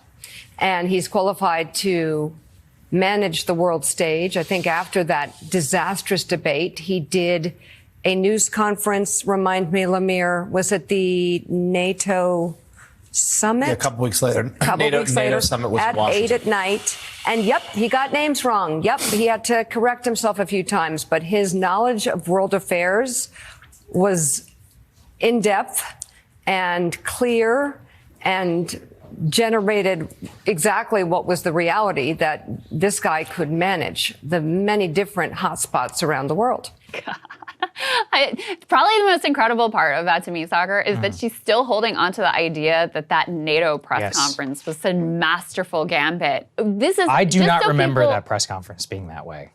Right, just to remind people, this is the press conference where he not only introduced Zelensky as Putin, but also introduced his own vice president as Trump. Yes. This is the press conference. Oh, it was at 8 o'clock at night. Yeah. Oh, bravo, sir. Wow. Incredible performance. That's a press conference she's pointing to. And they did at the time. It was the most gaslighting thing ever, the media at the time. And I think, wasn't it Joe specifically who was like, no, he doesn't have a PhD in foreign policy. He's just that good. He's just that good. And He's that's also just that what his good. press staff. Oh my God. Andrew Bates used to often say that. He'd be like, he's just that fucking good. Biden apparently is so delusional, he also believes it. He recently said it at a press conference. Let's take a listen. I think I would have beaten Trump, could have beaten Trump, and I think that Kamala could have beaten Trump, would have beaten Trump. It wasn't about, I thought it was important to unify the party. And when the party was worried about whether or not I was going to be able to move, I thought, even though I thought I could win again, I thought it was better to unify the party. And it was the greatest honor in my life to be President of the United States, but I didn't want to be one who caused a party that wasn't unified to lose an election. And that's why I stepped aside, but I was confident she could win. There you go. He still thinks he could have won. What does he mean by Kamala could have won? Kamala could have won. She lost. So, anyone want to explain that one to me? If what? How's that work? I know, that was a weird one. Who the hell knows? What world is are these going on people living this in? man's mind? I just don't understand. I mean, at a certain point for Mika and Joe, one comforting thing to me is I always wonder, I'm like, do they really believe this shit? And now I'm like, well, clearly they must believe it because you think? How else could you still take to the airwaves today and say that he could have won the election and that the NATO press conference and all of that was so mad? Like, what are we talking about? So people have seen through this and laughed. Like, I don't know. I don't know. I was reading and she still is wants to be friends with whoever his, him and his family and his inner circle. Biden ain't gonna be around that long, okay? So I wouldn't be worried about being friends with him. I don't know. That's how I was reading. What, you want to be friends with Hunter? I mean, maybe you're right. Yeah, maybe she really. I think she just believes it. Incredible. I mean, it's just the man did not give a single newspaper interview his entire term in office outside of this one that we just covered. Right. That was it. Today, yeah. Fewest press conferences ever. We're all supposed to be amazed that he could even stand up and speak at a, event that's at 8 p.m. at night. He's been, it's like we don't even have a president. It's like we haven't had a president for, even Joe Biden himself said, I'm not sure I could have made it another 4 years. But you still think the American people were like, yeah, let's roll that dice. Sure, why not? I don't know. Totally insane, totally delusional. If you were holding on to any idea that you should listen to anything that these people say, just please get rid of that notion. Because if you are so politically stupid that you genuinely still think that Joe Biden might have been able to win this election, I can't help you. Yep, I totally agree. And maybe you should take it to heart, boomers and other liberals out there who look to these people for affirmation and for advice, and just keep that in mind next time they tell you. I think they are. Maybe. I think they are, to be honest with you. There has been some, there's been a reckoning. There has been some. I still see Morning Joe on my dog walks, 6:30 a.m. or whatever. I still see 2 or 3 televisions that are playing Morning Joe. Who was watching the Morning Joe at that area? I want to knock on their door and just be like, tell me about yourself. Who are you? But that's such a DC phenomenon too. Yeah. Absolutely. All right, we've got, Krystal, what are you taking a look at? Well, Joe and Mika may have gotten a little more than they bargained for recently with a guest appearance by Professor Scott Galloway, who unloaded on the ultra-rich and warned that the current oligarchic path risked revolution. Once you get above a certain level of wealth, you get no incremental happiness. So why on earth would you not go back to a tax policy of the 60s, 70s, and 80s where say above, pick a big number, 10 million, you actually pay more than 10%, maybe more than 20%, maybe more than 50%, because the difference between 30,000 a year for a household and 50,000 is enormous to the well-being of that household. Low-income kids in low-income households have higher resting blood pressure, but the difference between making 10 million a year and 15 million a year offers you no happiness. But these individuals have weaponized government, and we risk revolution, whether it's CEOs being murdered in the street, whether it's a Me Too movement that had righteous components of it, or Black Lives Matter. What are these movements? They are targeting the wealthy. We are in the midst of a series of small revolutions to correct income inequality. And the reason we put an insurrectionist and a rapist in office is because for the first time in our nation's history, a 30-year-old man or woman isn't doing as well as his or her parents were at 30. Why? Because the majority of households are having the oxygen sucked out of the room, such that a small number of individuals and a small number of companies can be worth more than nation states. Income inequality is out of control. Our tax policy has gone full oligarch. Full oligarch. Galloway here lays out some pretty undeniable truths that are seldom heard on mainstream airwaves. The results of unchecked capitalism colliding with unlimited money in politics are playing out in front of our eyes every single day. And the outcome? It's nothing less than annihilating catastrophe. We've rushed headlong into an era of full-on zero-sum, dog-eat-dog politics, both between individuals and between nation-states. The apocalyptic LA fires and the response to those fires are a perfect case in point. So first, let's start with the basics here. Whatever legitimate criticisms there are of the political response from Gavin Newsom and Karen Bass, the primary driver of this LA catastrophe was extreme weather fueled by climate change, something that no state, even one as large as California, can possibly fight on their own.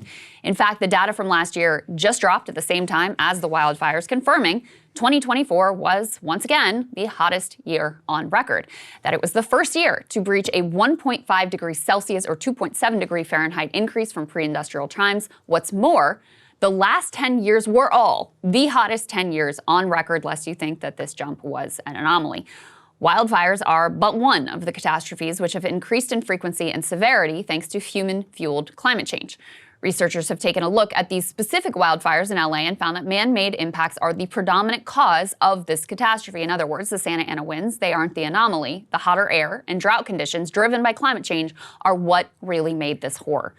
Now, climate change and its attendant catastrophes are best understood as a consequence of oligarchy, both in terms of the emissions, which have led us to this era of routine catastrophe, and in terms of the lack of sufficient response.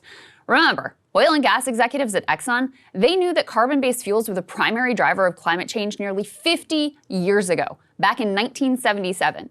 Instead, though, of acknowledge an unprofitable truth, they engaged in a web of lies and deceit, a massive cover-up to keep the public from understanding the consequences of carbon emissions. They even enlisted in this cover-up some of the very same consultants that the tobacco industry used to lie about the link between their product and cancer. While it is no longer tenable to out-and-out deny climate change, this cover-up and obfuscation continues to this day, but with more sophisticated strategies. A couple years back, a lobbyist who thought he was being interviewed for a job was caught on a secret recording by Greenpeace UK explaining ExxonMobil's tactics for blocking action, like, for example, backing solutions they understand to be politically infeasible, like an across-the-board carbon tax. He also explained the way that they buy politicians and use those politicians as their pawns. A man boasting at a job interview? Or a never-seen-before look at how big oil tries to manipulate big power, or both? First, the targets. Congressmen are fish. Exxon is the fisherman. When you have an opportunity to talk to a member of Congress, I liken it to fishing, right? You have bait, you throw that bait out, it's all these opportunities that you use, and to use the fishing analogy again, just to kind of reel them in, because they're a captive audience. They know they need you and I need them. Senators pressed to do Exxon's bidding behind closed doors. You want to be able to go to the chief. Yeah. And so the chief knows you, that you can go to the chief and say, look, we've got this issue. We need Congressman so-and-so to be able to introduce this bill. We need him to make a floor statement. We need him to send a letter. Yeah. You name it. We've asked for everything.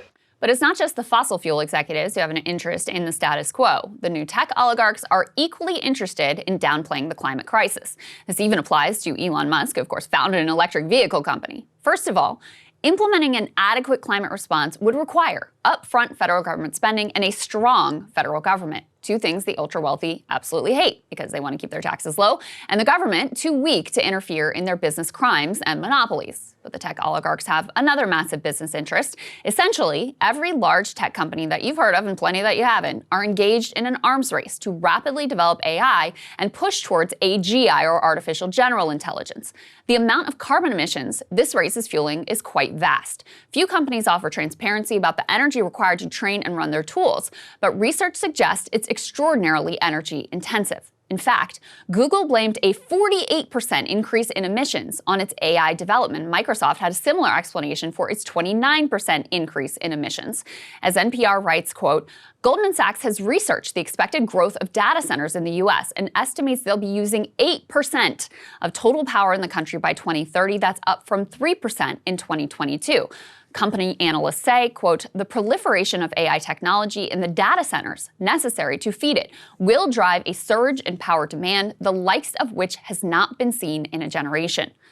But the oligarchs' grip on our government doesn't only block efforts to deal with climate change. As the ultra-wealthy's taxes drop near zero and a weak government allows their monopolies to flourish, fueling massive inequality, the need to forcibly keep the peasants from finding their pitchforks also increases. That imperative, more than anything else, is what has driven an ever-expanding surveillance and police state. That's why even as our politicians insist we can't afford to deal with climate or to provide healthcare or affordable childcare or free college or world-class infrastructure, there is a never-ending spigot of money for any agency filled with people with guns used to discipline the population. That includes, of course, the military, FBI, CIA, Border Patrol, and, of course, local police forces. So returning to our Hollywood horror, LA spent $1.73 billion on the police department in the last fiscal year, and Mayor Karen Bass upped that funding to $1.99 billion in the current fiscal year for a roughly $138 million increase. Once state and federal monies are included in that overall department budget, it is well over $3 billion. Meanwhile, the fire department budget was cut, something that turns out to be rather crucial in this moment. But never you mind, since state prison inmates are being pressed into service as firefighters, risking their lives for $10 per day to save homes for billionaires who largely view them as animals. And while the police that predominantly criminalize the poor are kitted up with military gear and fat budgets in Democrat and Republican cities alike, the kind of police which could curb oligarch financial crimes, they are under constant attack. It is no accident that both Mark Zuckerberg and Andreessen went on Rogan's podcast to trash the Consumer Financial Protection Bureau, which has been inconvenient for both of their bottom lines. Musk and others have also taken aim at the Securities Exchange Commission, which has dared to regulate crypto and to investigate Musk for market manipulation. Now, Musk, the oligarch king himself, has been given a direct commission to shape and slash the government in areas where it might theoretically check his power. You can bet any agencies involved in suppression of what Galloway described as mini revolutions will continue to be well-funded, even as other agencies like the EPA and the National Labor Relations Board, which Musk believes is unconstitutional, are starved. Elon is one of the Pentagon's top contractors, so you're a fool if you think that budget is going to face any real cuts under him. Instead, his wealth and those of the other favored oligarchs will continue to escalate, reaching new heights never before seen in human history. AI will revolutionize wealth extraction and consolidate even more wealth and power at the very top.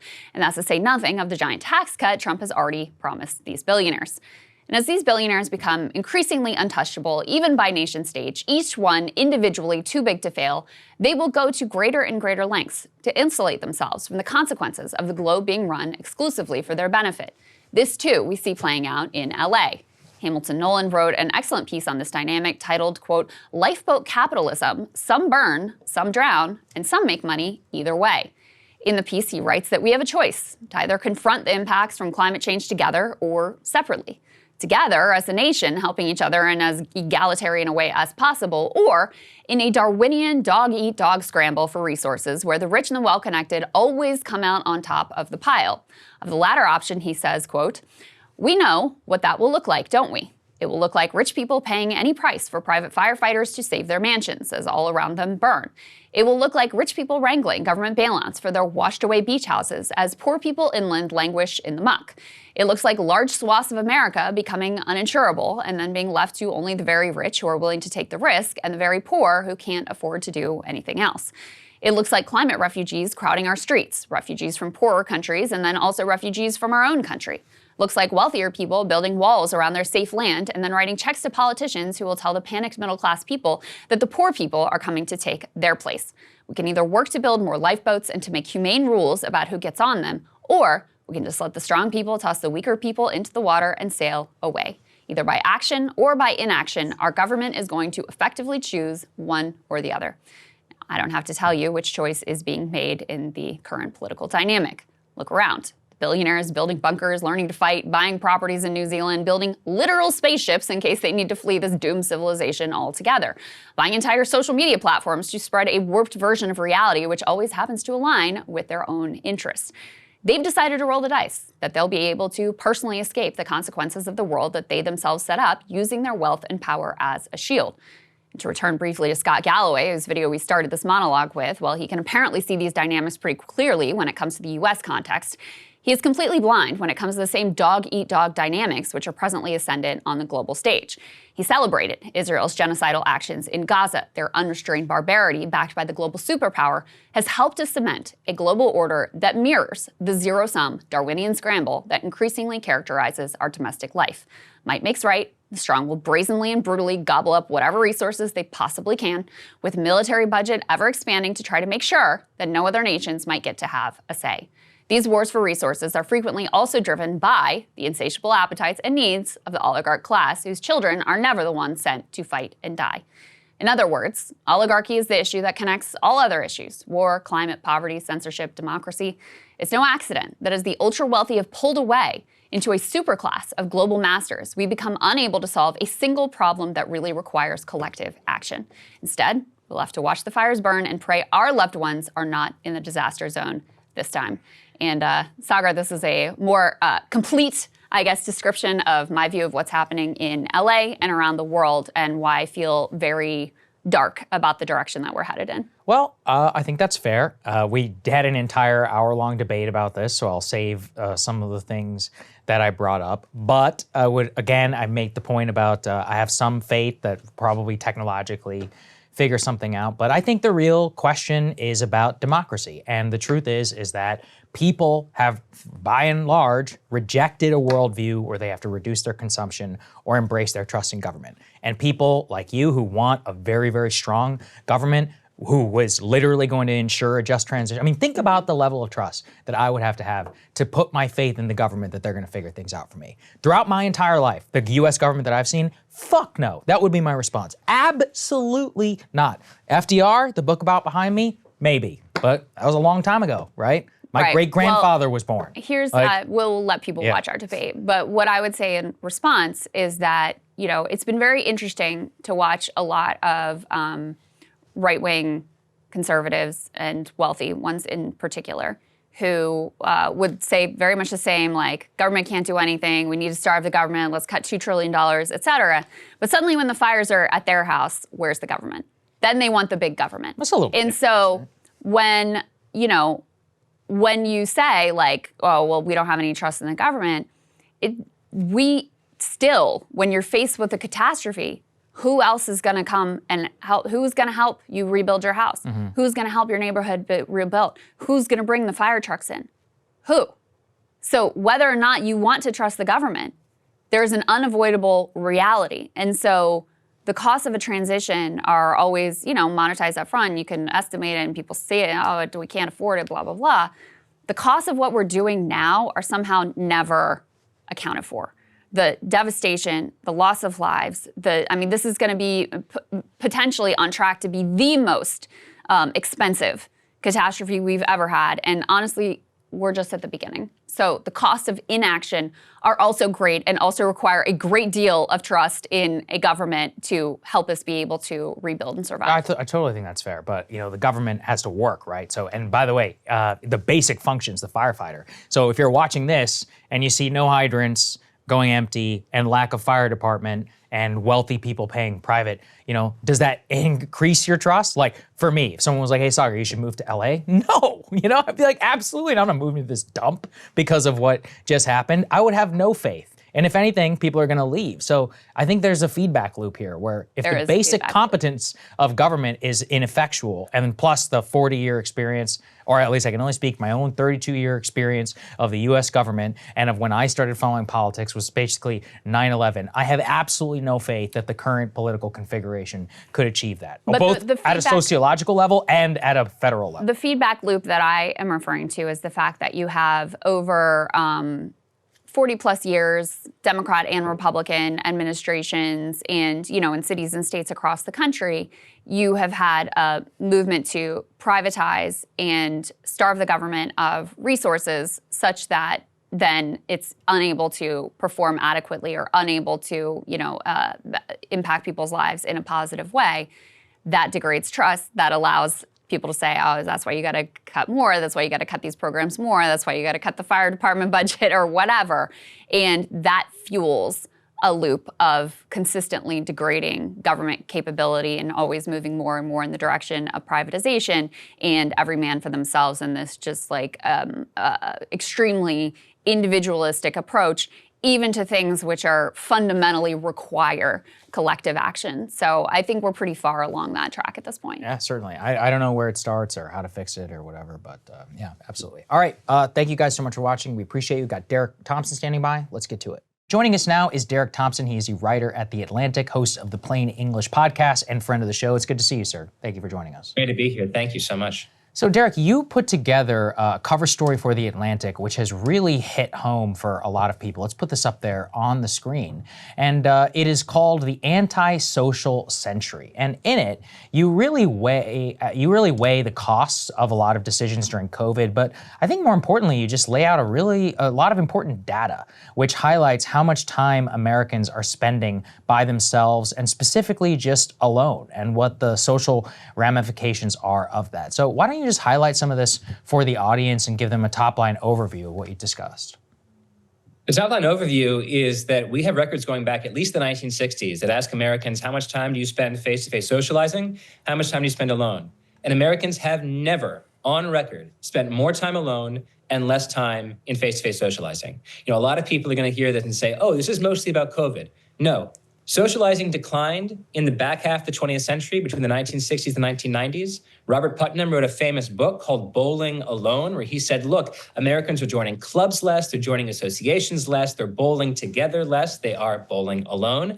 A lot of people in 2000, when that book came out, said Robert Putnam is full of crap. He doesn't know what he's talking about. Americans are hanging out. They're going to hang out more than ever. But in fact, alone time just increased between 2000 and COVID. Of course, it shot up during the lockdowns. But according to one study by the Federal Reserve, we spent more time alone in 2023 than we did in 2021, the year that all those people got vaccinated, left their house, resumed life as normal.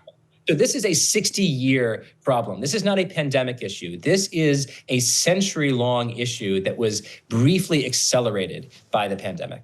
It's funny, Saagar and I, of course, talked at length about the Vivek Ramaswamy, indictment of American culture and how he was like, fewer sleepovers, more math tutoring, fewer mall hangouts. And I was like, mall hangouts? Like, that doesn't happen anymore. And it was better when it did because it may have been a sort of like shallow consumerist culture, but at least there was some form of community there and some people being together in real life. But as you track, this isn't just about young people. This isn't just about men or just about women. This is truly across all ages and demographics. So is the source of the problem, so to speak, the smartphone? Is that what we're dealing with here? Is just like the fallout from these things right here? You said something so important, which is that this isn't a phenomenon about rich or poor. It's not men versus women. It's not black versus white. For literally every single demographic that the Bureau of Labor Statistics or the American Time Use Survey, which is run by the Bureau of Labor Statistics, studies, for every single demographic, face-to-face socializing declined and alone time increased. And if you want to know my answer for why this is happening, look, you can point to any number of phenomena that have happened over the last 60 years. Robert Putnam talks a lot about moral revolutions that happen in America. It's a worthy topic of conversation. I would look at 3 technologies. I think the car allowed us to privatize our lives. I think the television allowed us to privatize our leisure. And I think the smartphone allows us to privatize our attention. So that now, even when we're in a crowd, we can be alone. And also, somewhat ironically, when we're alone, we feel like we're a part of a crowd. So I actually think that people are having a hard time recharging alone, which is one reason why they're selecting to not hang out with friends so often. But I would look at this fundamentally as a universal story that relates to universal technologies. And it's hard to think of 3 technologies more universal than cars, televisions, and smartphones. And I want to emphasize, I'm not so much saying everyone give up your car, everyone give up your television, no one watch Netflix anymore. I'm saying that we need to account for the negative externalities, the accidental side effects of our day-to-day choices. If we choose over and over again to order food in rather than go out with friends, and we choose over and over again to watch a movie on Netflix rather than go out to dinner with friends, those choices scale over our lives, and those choices scale across the country. And that's why everybody seems to be spending more and more time by themselves. So then, provocative question here, why is this bad? You just mentioned negative externalities. What are the negative externalities of being alone? I would put it in 2 buckets. First off, we have a lot of really interesting research that shows that people are simply less happy when they're by themselves. Their life satisfaction is much lower, not when they spend one night alone, one night at a hotel bar, one night. I'm a father of a young child. Sometimes I think like, my God, a night alone is a blessing from God, okay? Sometimes spending some time alone is really lovely. But people who spend more time alone are by and large less happy with their lives. That's the first thing. The second thing is that I think our alone time interacts with society in some strange ways. I talked, for example, to Arlie Hochschild, who's a sociologist at Berkeley, and she mentioned that there's lots of communities, say in rural Kentucky, where Republicans were incredibly vexed about the fact that there were all of these illegal immigrants in America. And look, illegal immigrants caused a lot of problems in a lot of different cities. But she pointed out that in rural Kentucky, which has a lot of economic problems, you have almost no immigrants whatsoever. And so one thing that happens, I think, with politics when people spend more time alone is that the issues of their villages weigh less, and the issues of the country weigh more. And there used to be this saying of all politics is local. This didn't make it in the piece, but now I feel like all politics is focal. All politics is about what national news tells you to focus on, even if that story has nothing to do with your community. And I think that's a strange and alienating place for our politics to go. So I'd look at both the personal for the costs and the national. That's a really interesting point. You also talk about, and I'll read a quote from your piece, you say, the village is our best arena for practicing productive disagreement and compromise, in other words, democracy. So it's no surprise that the erosion of the village has coincided with the emergence of a grotesque style of politics in which every election feels like an existential quest to vanquish an intramural enemy. And you imagine 2 people who live in a community together who may have, polar opposite views. They're tasked with working together to collaborate on some diversity statement for the school. And because they're forced to deal with each other face to face, they're actually able to realize okay, this isn't some cartoon character villain. This isn't my enemy. This is just Susie. She lives down the street. She thinks about this stuff a little different than I, but we can actually come up with something that we can all agree on. This is also why I've always thought the Union Hall was very important, because this is one of the only places where this type of politics still really occurs in America. And when you lose that, all you're left with is, this very tribal, very one-dimensional sort of existential battle that's playing out in these almost imagined spaces online. It's really well said. Sometimes people ask, what's the difference between talking to someone in the real world, so-called physical world, and talking to them on your phone? Well, there's this researcher at NYU named Jay Van Bavel who looks at how exactly online conversation is different than offline conversation. And he's found that it's more extreme, it's more negative, and there's a ton more out-group hatred. So if you're at a dinner party with people who you might disagree with a little bit, you tend not to be incredibly extreme in your views or incredibly hateful of their views or, throwing the butter at them or something and telling them that their entire worldview sucks. You're drinking the same bottle of wine. You're eating the same chicken. You're passing the same salt. And so in a way, the simple need to coexist with them in a space leads to a kind of sharing of values. But we don't have anything like that on the internet, and so our conversations go berserk. to blow a little bit of smoke up for you guys. Like, I think this show does a wonderful job of talking to people that you disagree with and that you agree with, and modeling how to have conversations with people that you disagree with in a way that doesn't simply hate on them for the fact of their disagreement. You disagree? Okay, we're people. We disagree about stuff. That's what living in a democracy is. Now let's have a conversation. As you both know, you're active on social media. It's very difficult to have those conversations on Twitter because it's so easy to just quote tweet something that Krystal says and say, oh, let me take this out of context and show you how absolutely absurd this point of view is.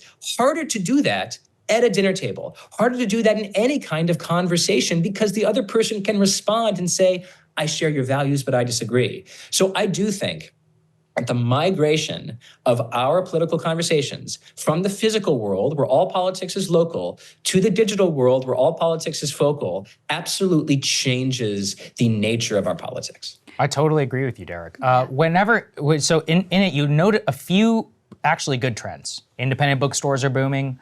Board game cafes are becoming a thing, but it's a Band-Aid, I think, to a much bigger problem. What are some solutions? Is it just to be aware of the problem? Is it to actively seek things out? What are researchers looking at for activities that seem to at least address these negative externalities? What I would say in the big picture is that science and technology tend to move linearly, and culture moves in a cycle. Yeah. So like medicine tends to just get better and better and better. And computers just tend to get faster and faster and faster. That's a story that exists along a line. Culture tends to go back and forth and back and forth. Like, what's the style of jeans these days? Skinny, from the 90s. Roomy? Who knows? All right. Culture can change. It does change. That's what makes it culture.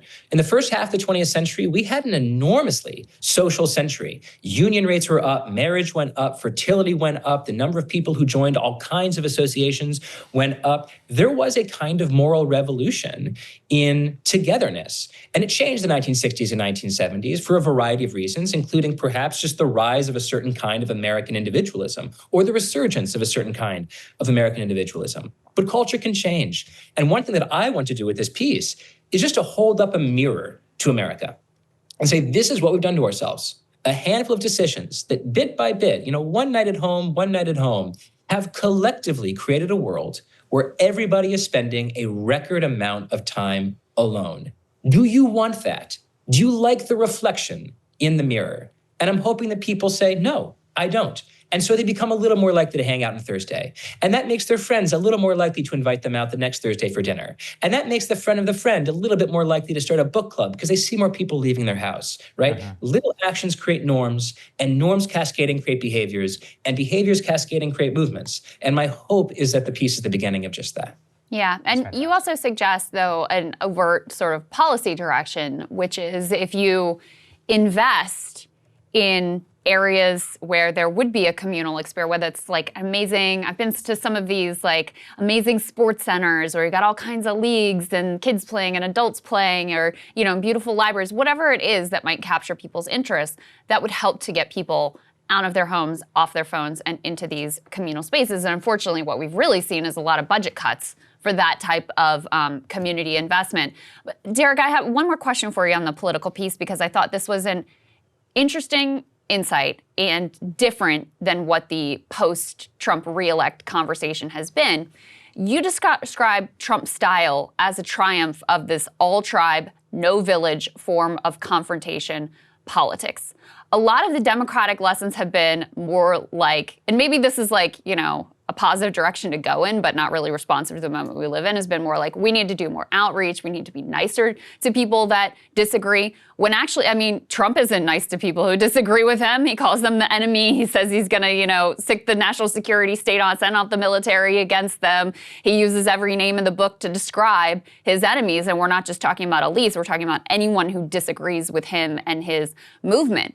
And you say, actually, that form of politics was very successful enough to put him back in the White House, successful enough to really sort of touch on the moment culturally that we're living in. So, what does that mean for Democrats in terms of how they should respond to this moment?